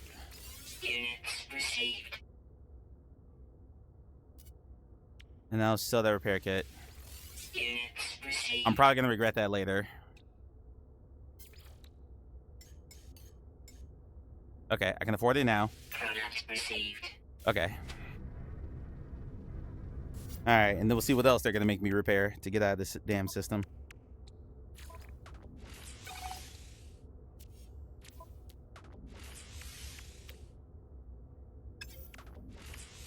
What do you want me to make?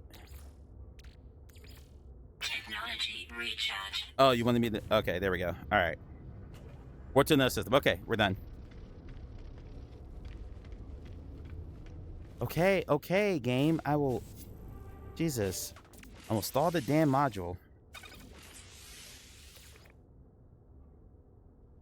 Oh, it's a refiner. Yeah, I probably could have used that a little while ago.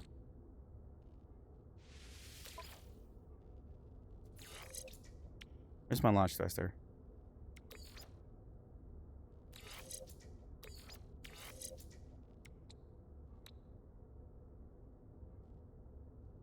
Okay. What are the expedition rewards? Your typical stuff. Let's see here.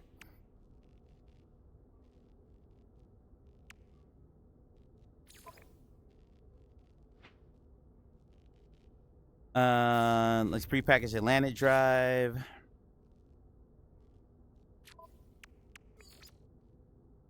Five inventory slots at the rangefinder, craftable components. Oni says, believe it or not, the game Corvette tips parts. are trying to help you.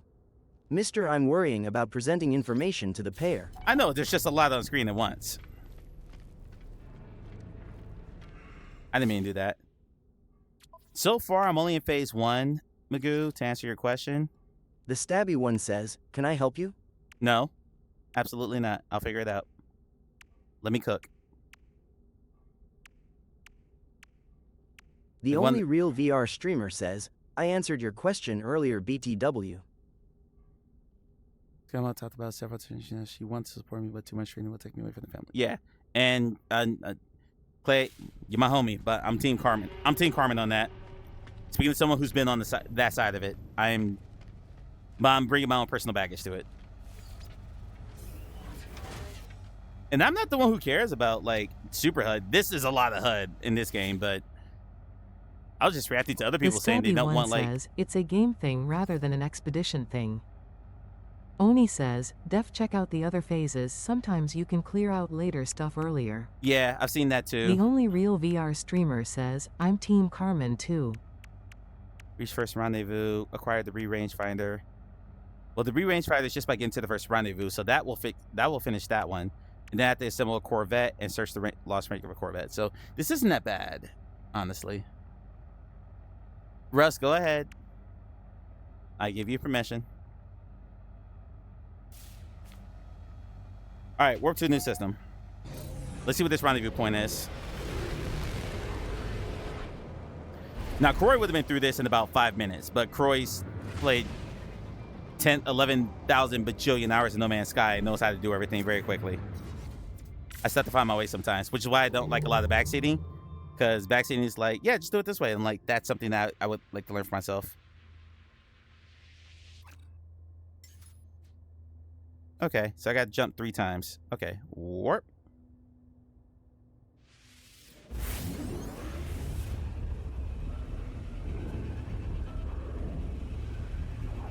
As soon as I land out of this warp, watch me. Hello, games. Thank you. Watch me land into a battle. Nope, did not. Nice. Activate the copper. Give me regular copper, damn it. So that's it, 2 minutes.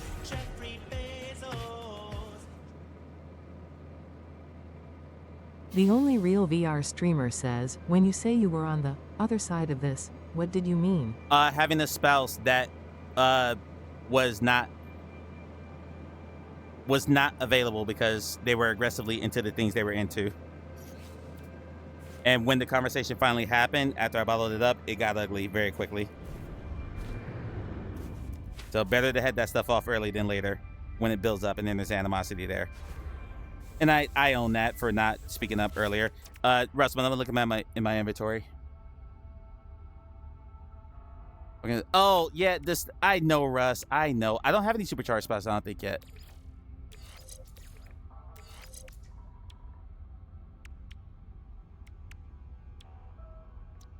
Yeah, I don't have any supercharged spots yet. Except for the one that my pulse drive was already on.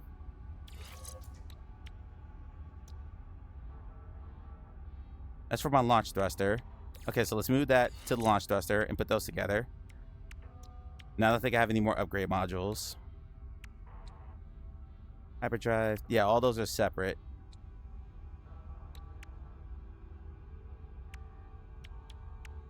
Yeah, I gotcha. What's this? Landed drive.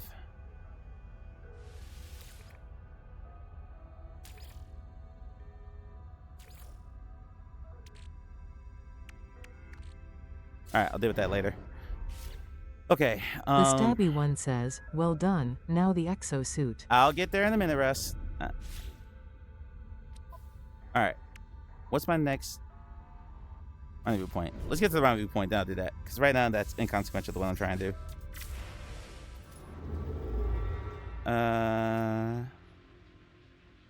So there.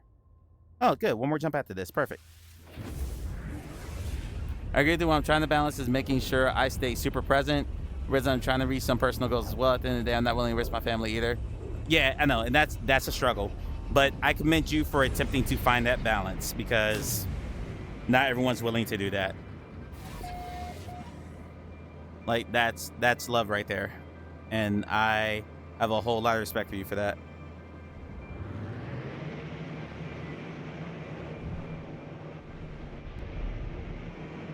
Is this a regular station? No, it's another bus station. Awesome, okay.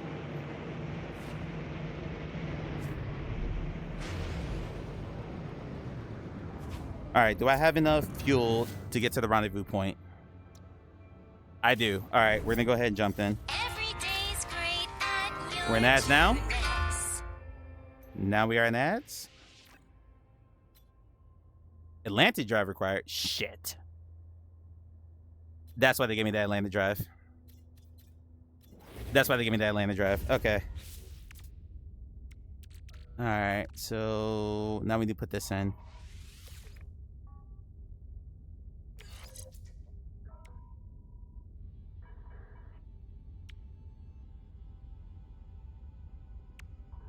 Where's my hyperdrive?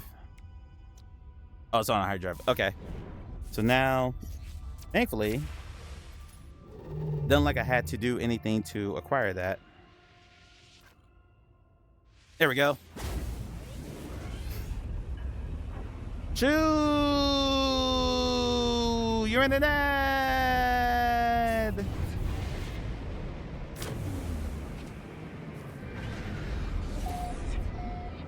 Alright, that should be my first rendezvous point done.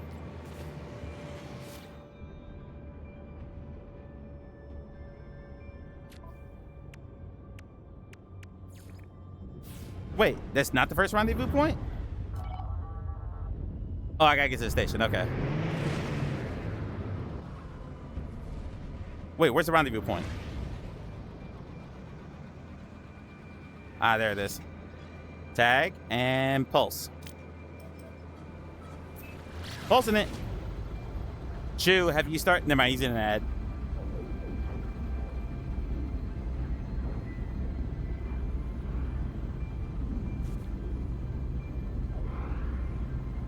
But yeah, Clay, if I had any regrets from what happened in my marriage, and I've gone through enough therapy and I'm 2 years removed from it, so I can talk about it pretty openly. I just wish I had spoken up sooner. I feel like if I had spoken up sooner, things would have been a lot different. But what's done is done at this point. Just have to learn for the future. I'm not good at standing up for myself. I never really have been. I am one that will always try to do what it takes to make other people happy. And, you know, my feelings and mental health be damned. The only real VR streamer says, what stopped you from speaking up? Not wanting to upset the other person or feel like I was being selfish. Or feel like, you know, this is something that they really care about, so who the hell am I to stand in their way of it? So I just didn't talk until it got to be so bad that I just ended up with a lot of animosity built up because of it. And that's on me. That's on me. Like, we talked, we're cordial now, but there were faults on both sides, and you know, stabby one says, which communication could have been better. I appreciate it. Is this a water planet? No, it's not. Okay. Welcome back for the ad. Uh-oh. Woo! I thought the game locked up for a second. I was, no! I just need to land.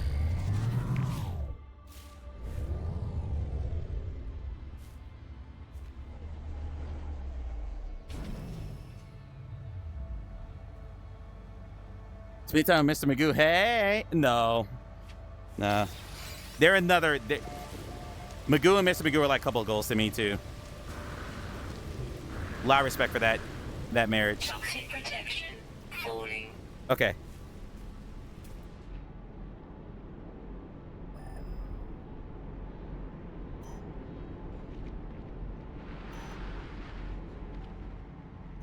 Weather warning. Incoming storm. Nope. Okay. Incoming storm. I do not have toxic protection, so we're gonna have to wait this out. Well, wait it out. Let's check our inventory for other stuff. Now I'll go ahead and do my suit since I'm waiting out the storm. Move our hazard protection to the supercharged slot. Actually, no. We'll move life support to the supercharged slot. I really need to refine anything right now. What's in the geode? More fairy dust. That's disappointing. Are you trying to discover the first time during next? No. I have almost 300 hours in this game. I just don't play it a lot in VR. I play a lot of it flat.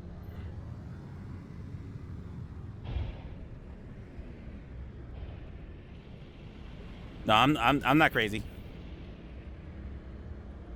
And the area not clear. Cool. There we go.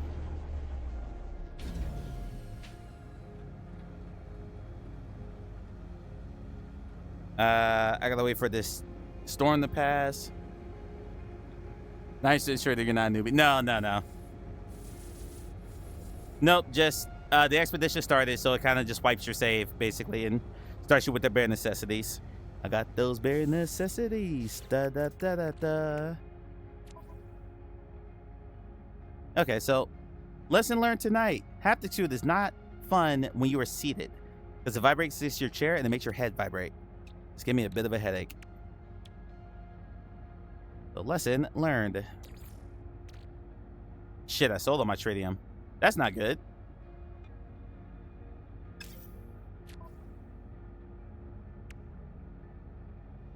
All right, what else can I charge the pulse drive with? Pyrite? So I need the farm? Okay. We're going to shoot up another asteroid belt once we're done. I'm going to hop out real quick and just see how far I am.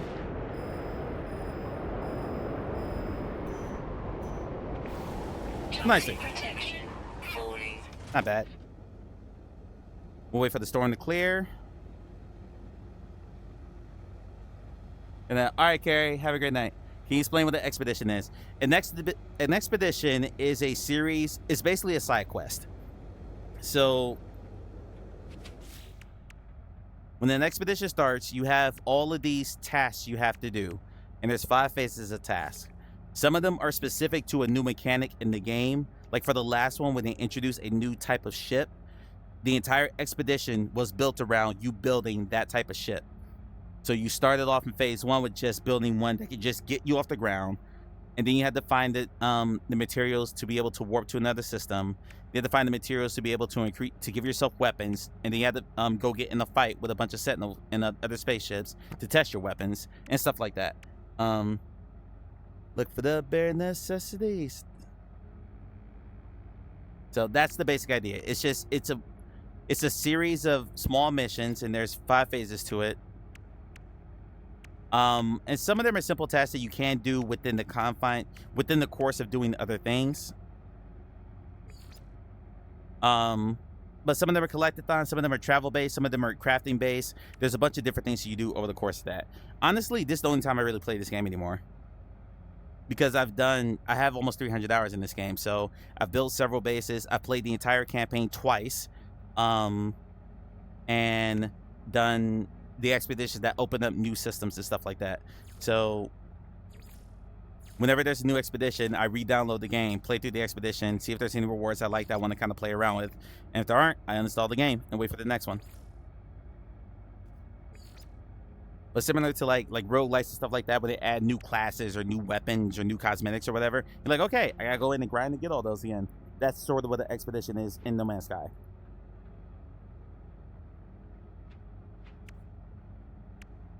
I'm not trying to denigrate them. Like, they're perfectly fine for, like, they got me to re-download the game and get back into it, so that's fine. But frankly, after 300 hours in this game, like Corey likes to say, this game owes me nothing. This game owes me absolutely nothing.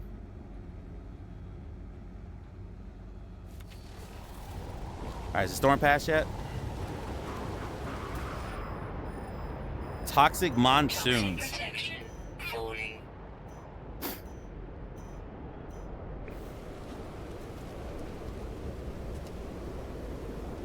Oh, it's down there. Okay. Weather update. Storm clearing.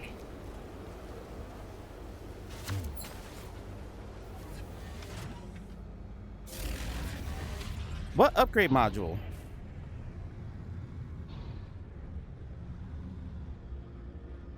Rendezvous point should be right here. Extreme night toxicity detected. Oh, great. I love that for me.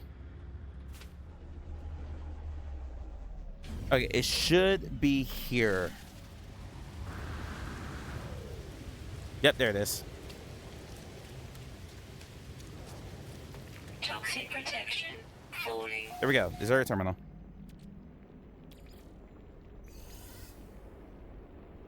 All right. Toxic protection falling.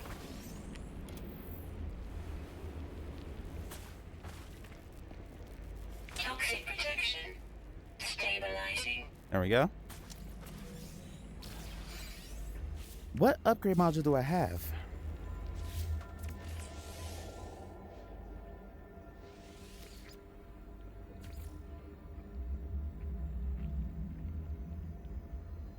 I speak Mariana panel. That's for a Corvette. I can't install that. That's for a Corvette.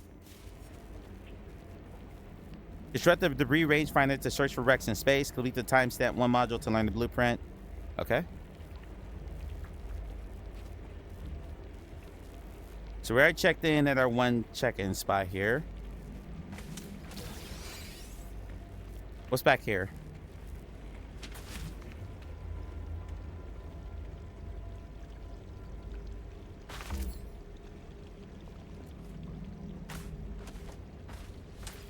These outposts could use an upgrade too. A lot of them look the same. Yeah, so I'll be building a Corvette. Yay.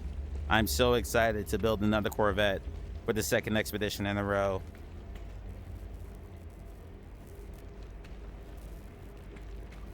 But given how fast this one turned around, I'm not surprised. Not surprised at all. Okay. Back here, let's get our reward. Got that.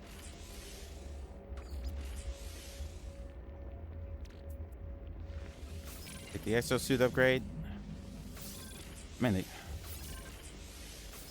I'll take them off from upgrade slots. There we go. Beautiful. A solar mirror, a quantum computer. Jesus Christ. And the metal plating. Okay.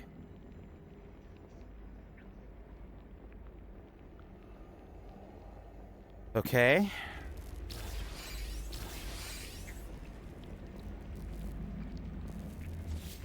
All right.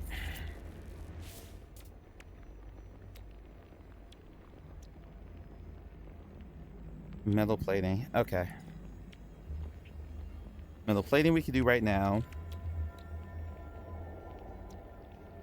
A solar mirror requires silver and gold. Of course it does. Antimatter and the microprocessor. Of course. Okay. Add the antimatter. Don't know if I have enough.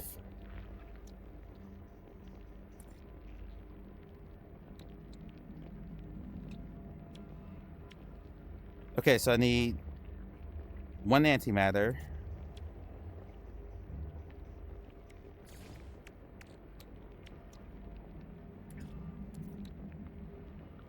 One microprocessor.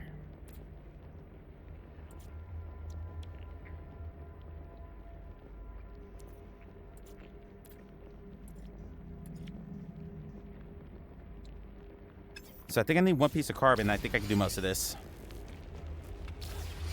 Or most of this. I didn't look at the solar mirror yet.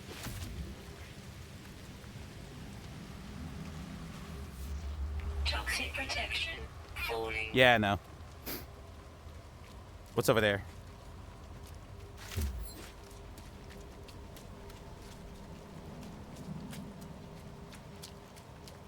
Our protection's holding up pretty well. Riguchi. I don't have an Atlas pass, so I can't get in those.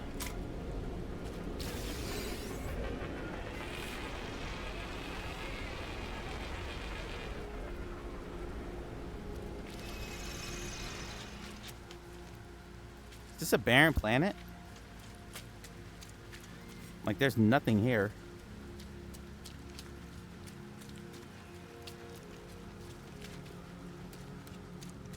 Toxic protection falling. Well, this is my toxic protection recharge. That's just gonna beep at me until I get rid of it. All right, so let's see. One piece of carbon.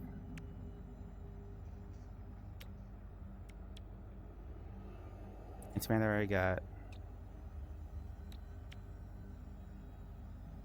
It looks like I just need one piece of carbon. Literally one piece of carbon. Let's see if there's something I missed inside the base.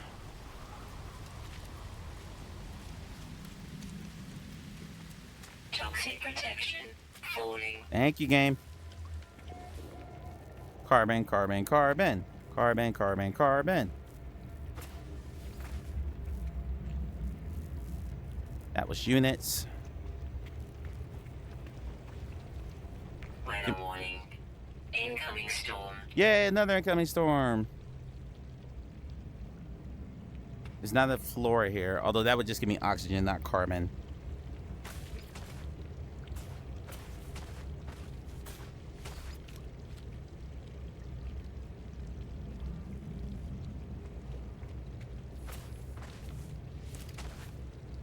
That's already a maximum.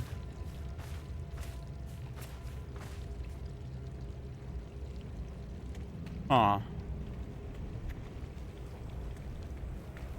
And then the other one's the quantum computer, which I'm gonna have to go mine some asteroids for that.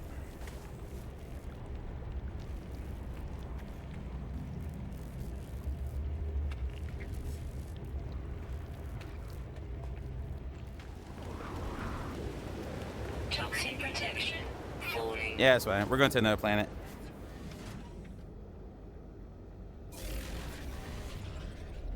Launch thrusters are good.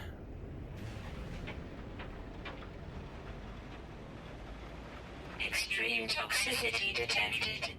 Alright. Alright. And what do I need for a quantum computer?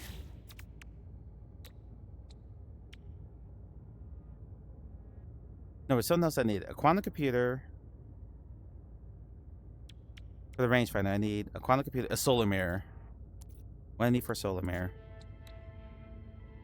That's what I need silver and gold for. Okay. Alright, so we gotta find some asteroids.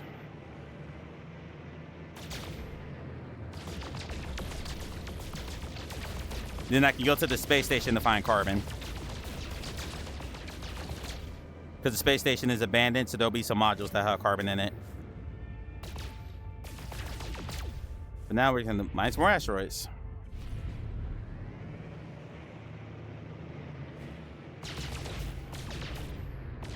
Then I gotta get to a station where I can build my Corvette, and I think that's it. This phase. And I know I'm not gonna play more of this next week because I got Into Black. I've got I want to finish Dragon Ridge, and there's some other stuff I want to get done. How we doing on time? Someone give me a time check, please. I'm afraid if I hit my Oculus button, it's gonna melt the game.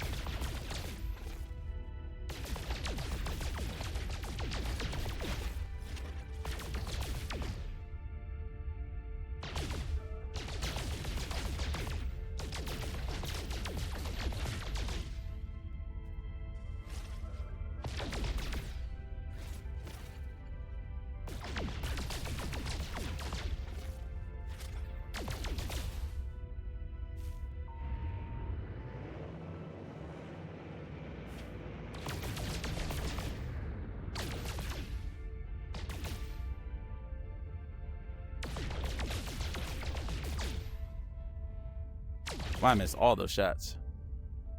Olympian Eastern, thank you. So an hour at the most, but I'd like to get this wrapped up in about 30 minutes. So I need to take a shower too.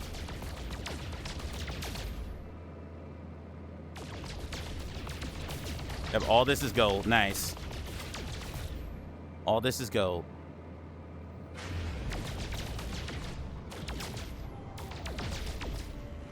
Let's just farm this for gold. Slow down. There we go.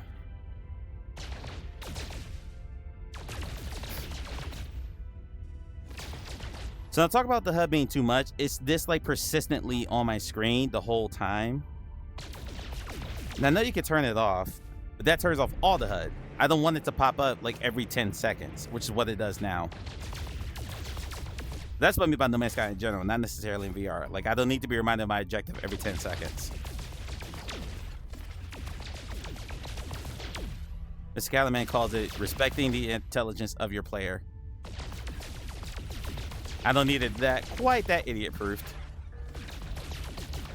I'm a big believer in idiot-proofing in games, though. Big believer in that.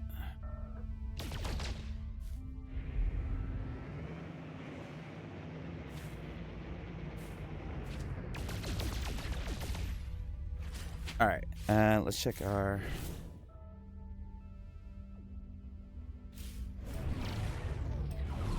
No. There we go. All right. We are gonna have to go find silver. Okay, so we have enough gold. Perfect. Now we gotta find silver.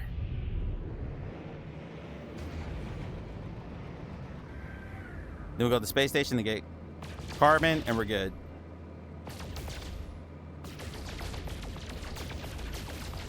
this is gold again. Okay, it's probably gonna give me some trouble finding silver, I bet.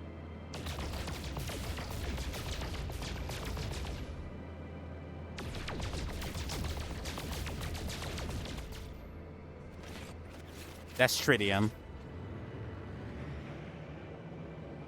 Need a good, wide open asteroid belt. Chu, how many hours do you have in No Man's Sky, sir? I'm curious.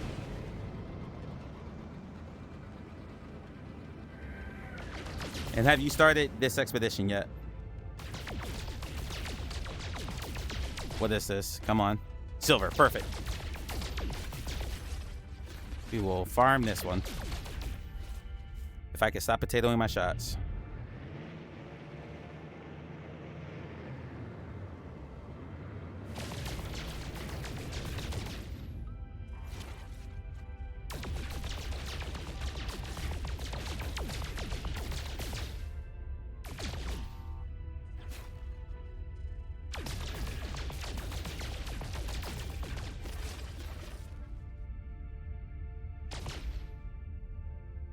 There we go. Come on.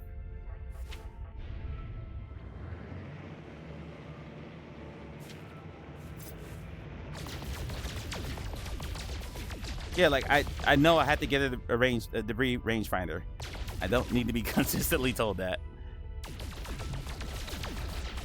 So, or is there like HUD settings like persistent, minimal, none, you know, something like that.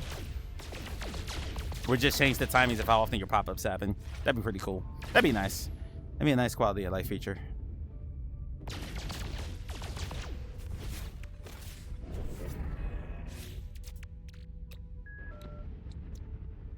There we go. Solar mirror done. All right. Alto space station. As soon as I find it. Space station is down below me. There we go.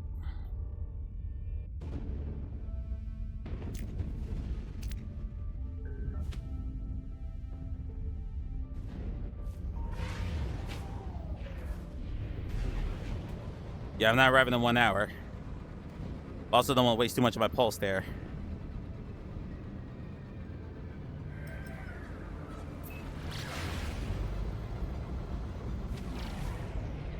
You guys just flew past it?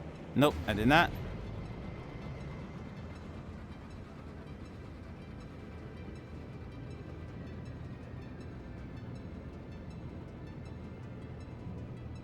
This ship handles weird.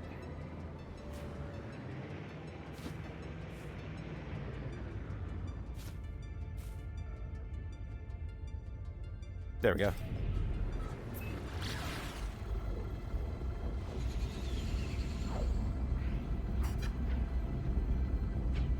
You're in 58.9. Nice. You're going to be doing the bit. How you like Battlefield 6, sir? And have you played the Forefront demo or beta, which is the Battlefield-inspired VR game? I think for what it is quite good. Temperament Planet. Isn't that the one that's on the water? Oh, it's got those land masses there. Wow, my pulse engine is dying quickly. Technology recharge. Okay, I took all the tritium I had, so I forgot to farm some more tritium. I didn't realize it took that much to refill my pulse drive, but at least get the job done.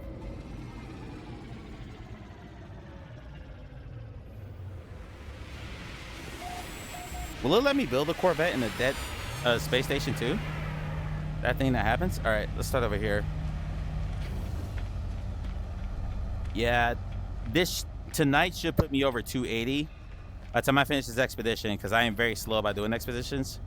It should take me over the 300 mark. All right, another exosuit upgrade for free. You love to see it.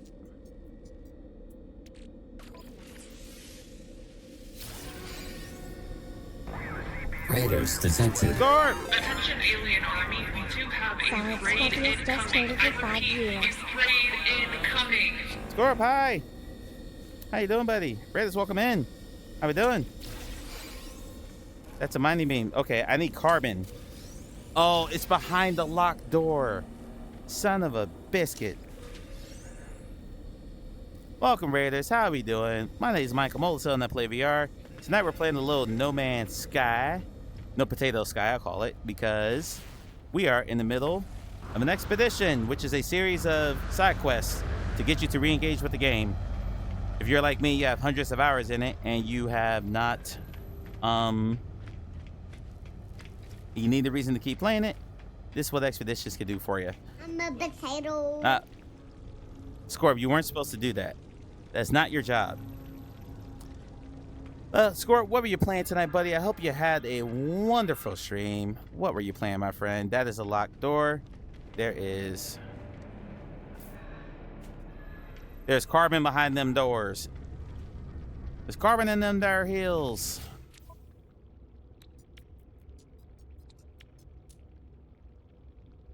Ooh.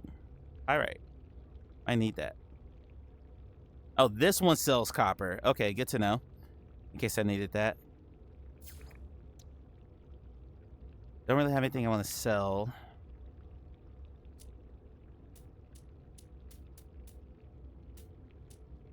Need one piece of carbon. I gotta go to a planet for one piece of carbon. That's funny. Then you feel inspired to take a ship to the middle of some galaxy and then fly to the next galaxy. Just experience the song. It's lovely. Play the first show. It says Dispatch. What is Dispatch?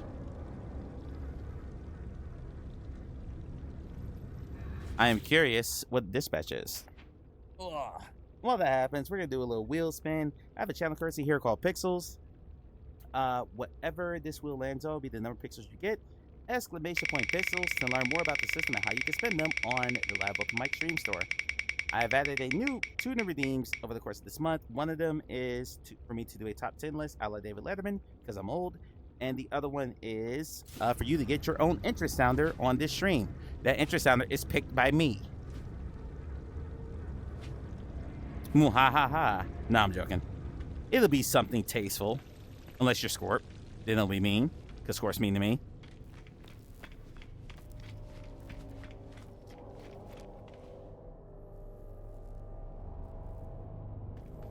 And how... Russ, I told you that was there.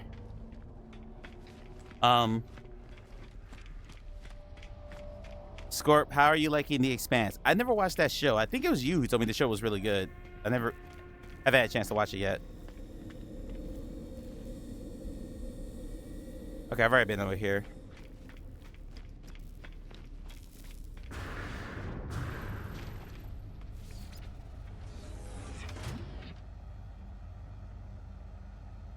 All right. Take inventory so I know exactly what I'm getting so I get in and out of this planet as quickly as possible. One piece of carbon. It's literally all I need.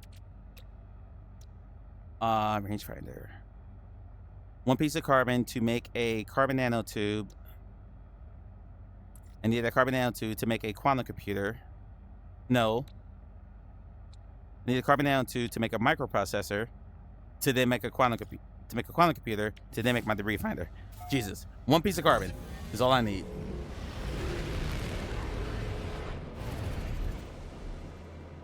Yeah, that's how most of the Telltale games are. They're interactive games. Interactive game.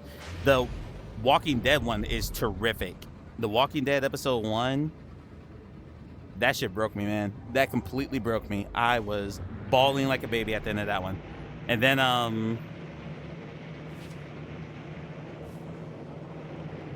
the two Batman games, Batman Telltale series and Batman The Enemy Within, both very excellent. Good stuff. Are you reading books now too? Nice. I really should not burn in my pulse engine like this. I'll try to speed this up. Because like I said, I do have to work tomorrow. I just want to land, get a piece of carbon, and then bounce.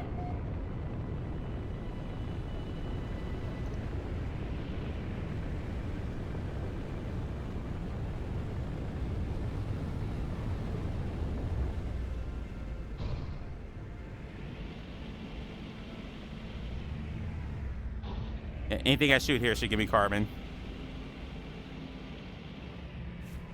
We'll land. I do not know the sentinel activity here. I didn't look.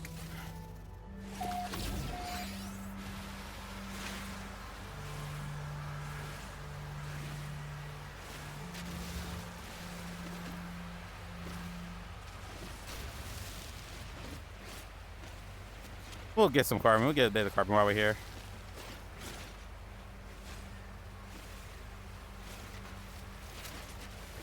Any sighting new bugs? No new bugs. Just, you know, your typical No Man's Sky jank. You know, that scared the shit out of me.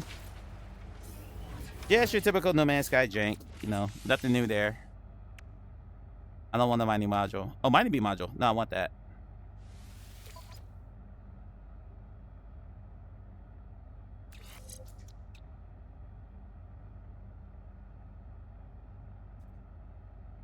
My mining beam is out of charge. We'll deal with that in a minute. First, we gotta take care of the important stuff. So we need to make a carbon nanotube in order to make a microprocessor, in order to make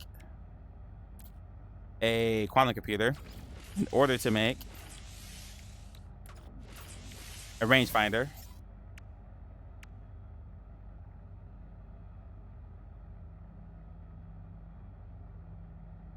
okay, all right. The fist door is not being able to fire accurately from first person. They talked about fixing that. I haven't tried it yet. I've not been in combat yet since that fix went in. So, couldn't tell you. We'll find out when we get into some combat here. Let's move that to the starship. That's fine. Okay. So we got stand from deep space. That's fine. How's my thrust? Launch thrusters are good. Everything looks okay. Not fantastic, but it's okay. All right, let's check our... Oh, okay. That was a milestone. Cool. All right. I got a Thunderbird class cockpit for a Corvette.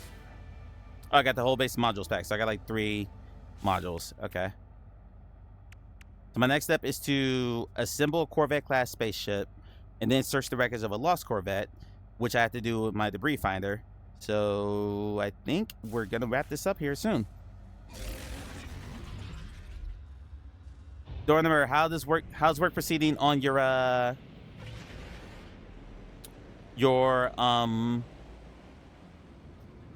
price? I'm blanking on the name of the game. Satisfactory VR mod. I know you were just releasing a new version of that in the last few weeks or so. Just to get your first organic ship, feel like a monster. Why do you feel like a monster?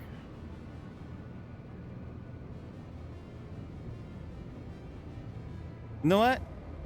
Let's do the scan thing first before we go build our Corvette. Rangefinder jammed. What? Okay, I have to make the Corvette first. Okay, that's fair. That's fair.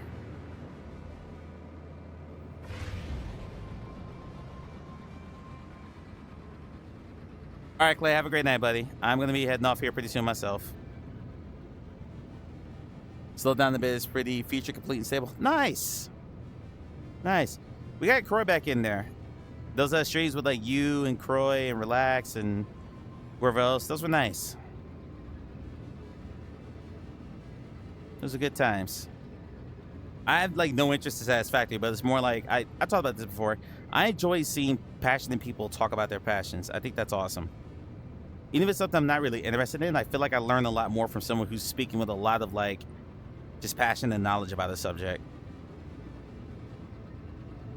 And I like learning, even if it's not a topic that I'm gonna like follow through on. I like just learning new stuff. Like I'm fascinated by the process of even making a VR mod. I just don't think I have the rig to do the testing for it and all that, you know?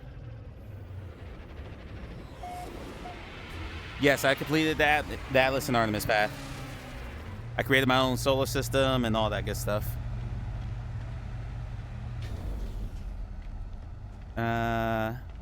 Isn't there supposed to be a warp for me to get over there? Or do I have to just walk?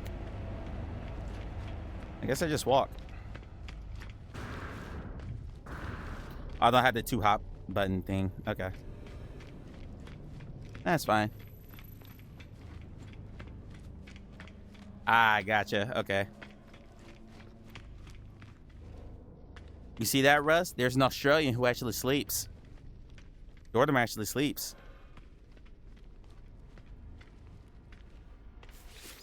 All right. Whoa, whoa, whoa, whoa, whoa, whoa, whoa, whoa, whoa, whoa, whoa. All right, Russ. I will get started on that as soon as I can. I'll try to have it done by next week. All right. Let's see. Place landing gear. Landing gear. Okay, landing gear. Sure, let's do that.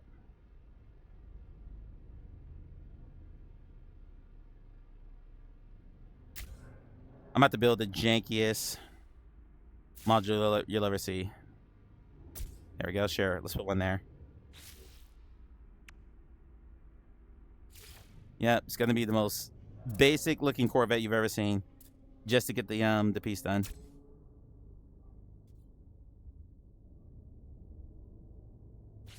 Attach the reactors. Pretty sure this is the Corvette that everyone's gonna build. What they have available. And the sub-light thruster. And I put it on top. I want it on top though. Boo. That looks ugly on the side.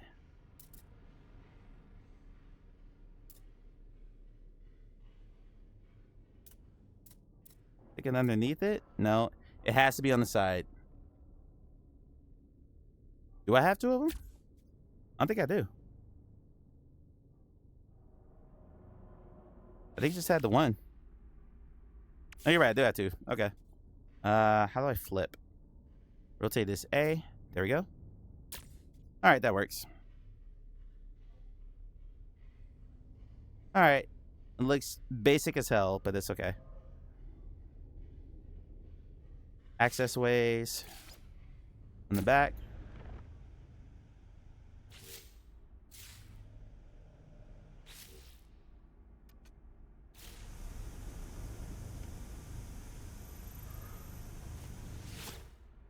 I think that's it.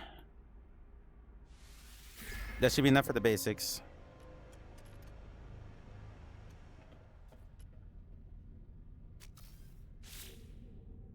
Wait, I'm already done. Did I not finalize this? Maybe I didn't finalize this.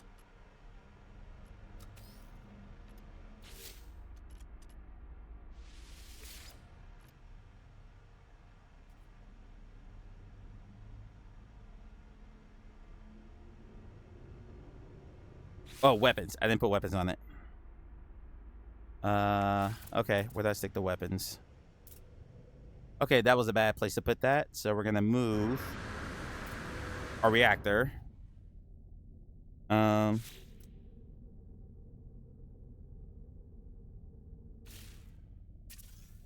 our reactor back a bit.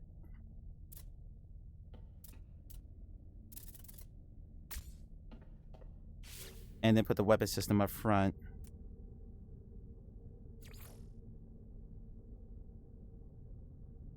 Where's my weapon system? Where are my detonators?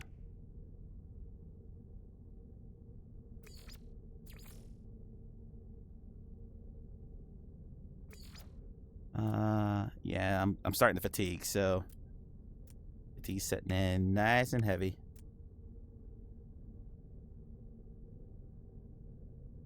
So we're gonna have to wrap it up soon. Oof, I am getting tired.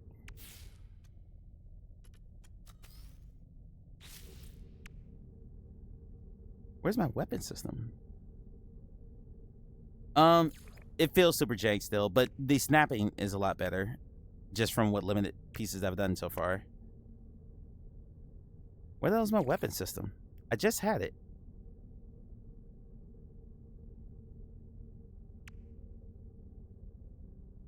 Or did I attach it already? I didn't attach it. There it is.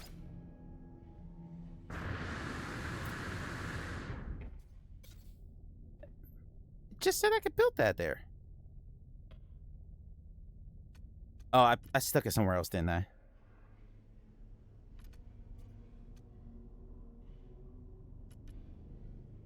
Christ, I put this in. So yeah, the jank is still here. Jank is still here.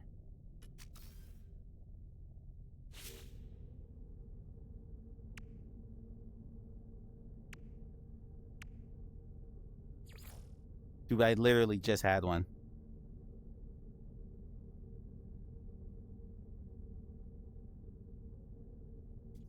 You're the moon even about. Gotcha.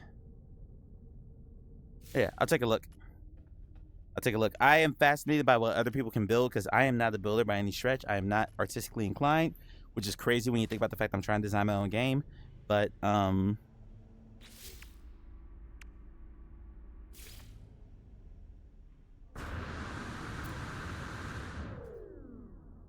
yeah, see, the snapping doesn't work if I'm on top of the ship, which is dumb.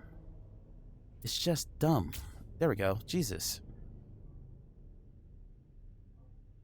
Finally start with.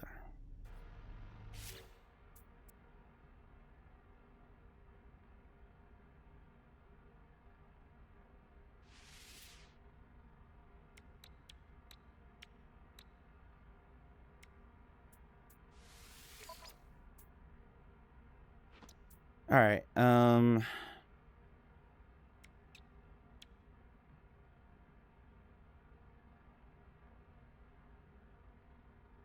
can't move any of this stuff, can I? I'm just kind of stuck with it. All right, well. Well, all right. Actually, add to collection. That way I don't lose my ship. Okay, done.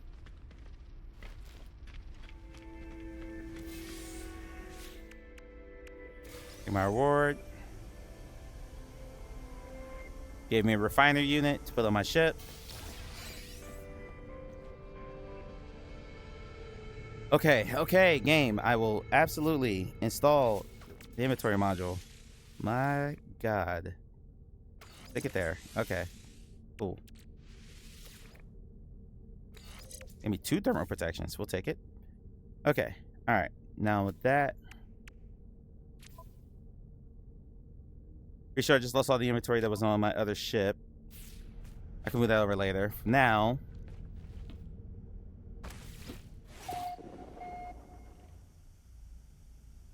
Oh no, it's on. Okay, hold on. Friction! I have to summon my other ship. I'm so glad I didn't cancel my other ship. Oh, that would have pissed me off if I did that.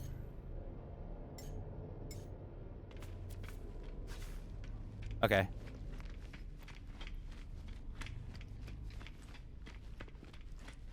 Yeah, that'd be nice. Yeah.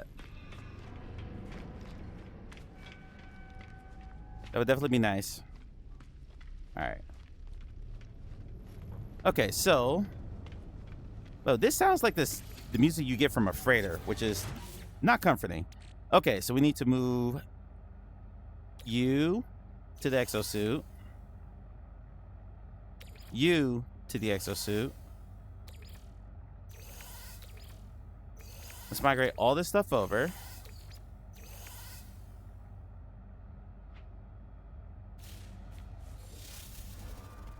And then switch ships.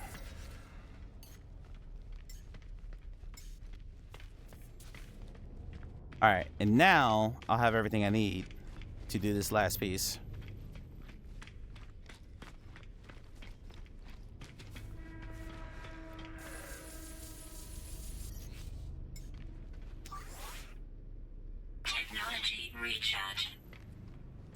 And recharge my mining beam too. So I'm assuming I'm gonna have to farm with my mining beam. At least that's what the trailer showed me. All right, we're gonna be good. All right, coming up on 11:30. So, but I think we only have 1 task left, and then we're done with phase 1.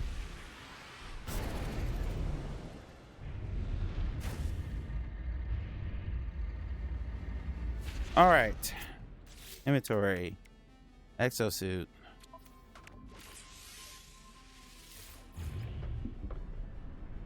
All right. Activate the pulse drive to extend the search. Great. Killing more of the pulse drive. Okay. Thankfully, this one's at 100. Scanning. Scanning. Scanning. Come on.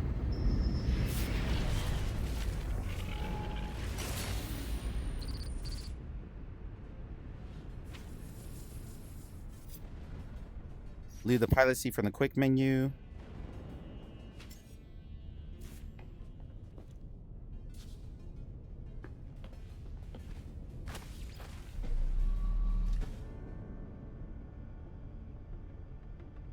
And step into space. Woo!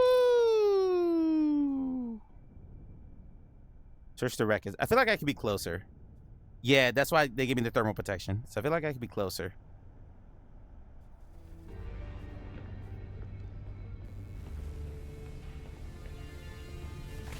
Let's get a little bit closer.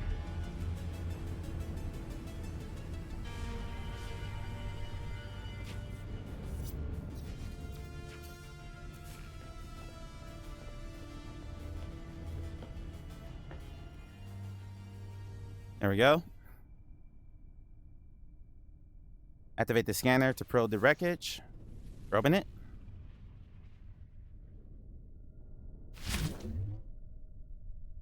All right, now what do I do here?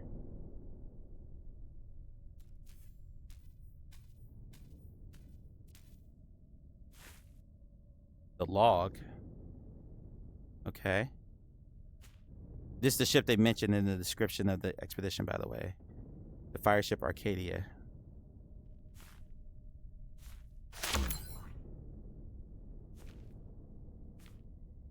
This is really cool, by the way. This is really, really cool.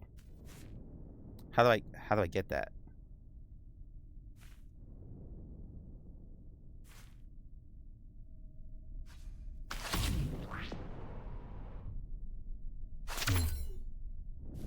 There we go. Captain found on the last walkout. Says to bring us luck. We'll need it. Cruise has been away so far. All the asteroids just dust and ice. Nothing but nonsense, but better than nothing. Okay. Okay. We got the log.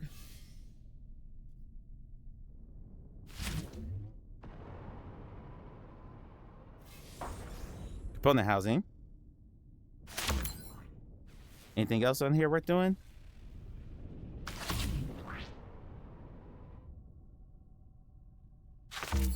Did I already get it? All right, rendezvous point 2. Okay. I think I just finished part 1. This is very cool. Like searching wreckage and like I feel like I'm an actual space explorer now. Like I just left my ship and I'm doing this is very cool. Very cool. It's like my favorite part of this Corvette update. I could care less about the ship itself. Okay, so now let's check our expedition. All right, phase 1 done. Advanced mining laser, that's fine. We can deal with that later. Nice, nice, nice. And phase 1 reward. A poster, another poster, another poster. Okay, great. Just what I wanted. Posters. All good. Okay. All right. Phase 1 done. Phase 1 is done. Phase 2. Go to the second rendezvous point. Relocate the time-lost wreck of the fire ship Arcadia. Interesting. Submarine. I'm guessing the next time we find it, it'll be underwater. Because all of phase 2 seems to be dealing with water. So we might actually stream that. Because that sounds like it'd be pretty fun. Exploring water. Alright. That's it. One of these blueprints. Tab in. Oh shit. Alright, what's the last time I saved? Looks like just now, so I think we're good.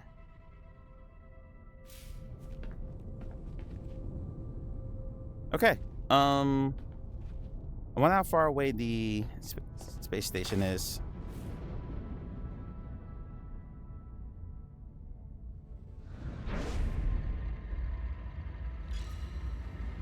pulse to that. Go up at the space station, and then we'll call it.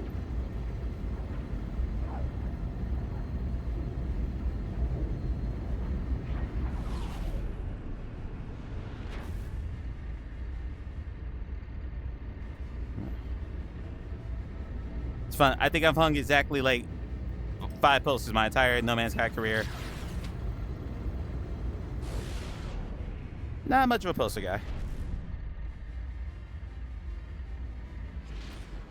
But you're worse for people who like them, so all good. All right. Phase 1 done. Pretty easy. Not bad. Took my time with it, you know. Did some mining, stuff like that. Hung out, talked to chat. I think Croy finished the entire expedition time it took me just to do this. It's all right. Oop, didn't mean to do that. All right, restore point save. That's what we needed to see. Okay. Thanks for hanging out, team. Appreciate it. Let me get out of here. 13 seconds ago. Beautiful. Let's see if the game actually exits properly.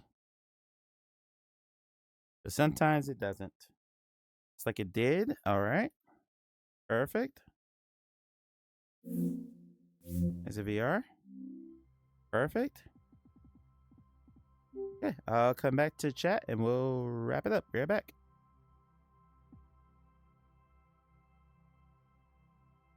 Congratulations. Thank You're you. doing better than the rest of us. Thank you. Come on, man. Somebody Thank wouldn't be you. able to deal with a Coriolis force on a space station. What the fuck? my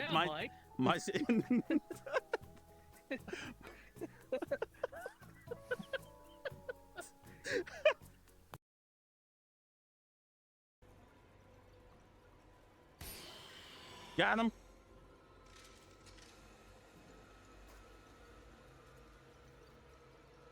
I mean, how big could it possibly be, right? Oh, wow. Giant web. Perfect. Oh, God. Yeah. Yeah. Very far away. Yeah, because my mic wasn't right up on my mouth. Because this is my desk mic. Back to this. All right, there. You want me to swallow it? Mock, you have to pay a little bit more than that, buddy. I don't swallow for free. What? All right. I'm behind. I did not die, Mock. I'm alive. I want to live. Whoa. Oh, lag spike.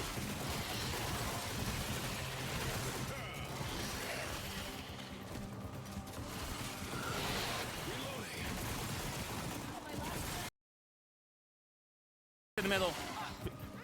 Boom needs to reload. Purple box in the middle. Okay. A little shiny on the face. Got a little VR.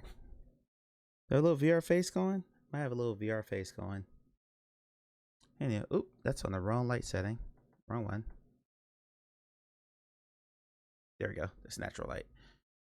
Okay. Not that nasty ass beer. Let's throw a little Zelda music on and let's see who is on to raid. I don't normally stream on the Wednesdays, so no clue who's on right now. If anyone. Usually after Croy ends on Wednesdays, I normally turn Twitch off, so I don't really watch it. A lot of people.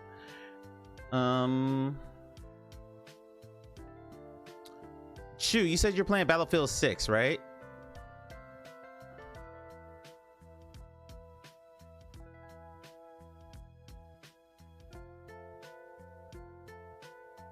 So I got someone playing Battlefield 6. Yeah. Oh, so you inspired me. Okay, no problem. Now we're gonna raid someone. All right, you're in No Man's Sky now. Now we're gonna raid someone playing Battlefield 6. My good friend Wolf Pliskin. He serenaded us in a previous clip I showed with the entirety of the Snake Eater theme from Metal Gear Solid Snake Eater. So we're gonna go say hi to him.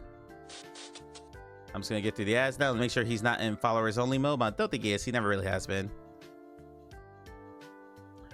Please cover the raid message that's appropriate to you. The first one is for subs. The second one is for non-subs. I will be back tomorrow with Into Black with Phenomena 1.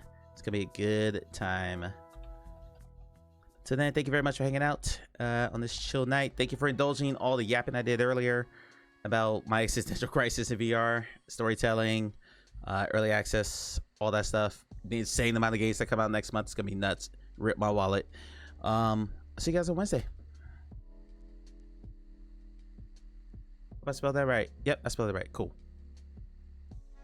All right. Good night, everybody. Bye. See you tomorrow. Peace. And 1 second. There we go.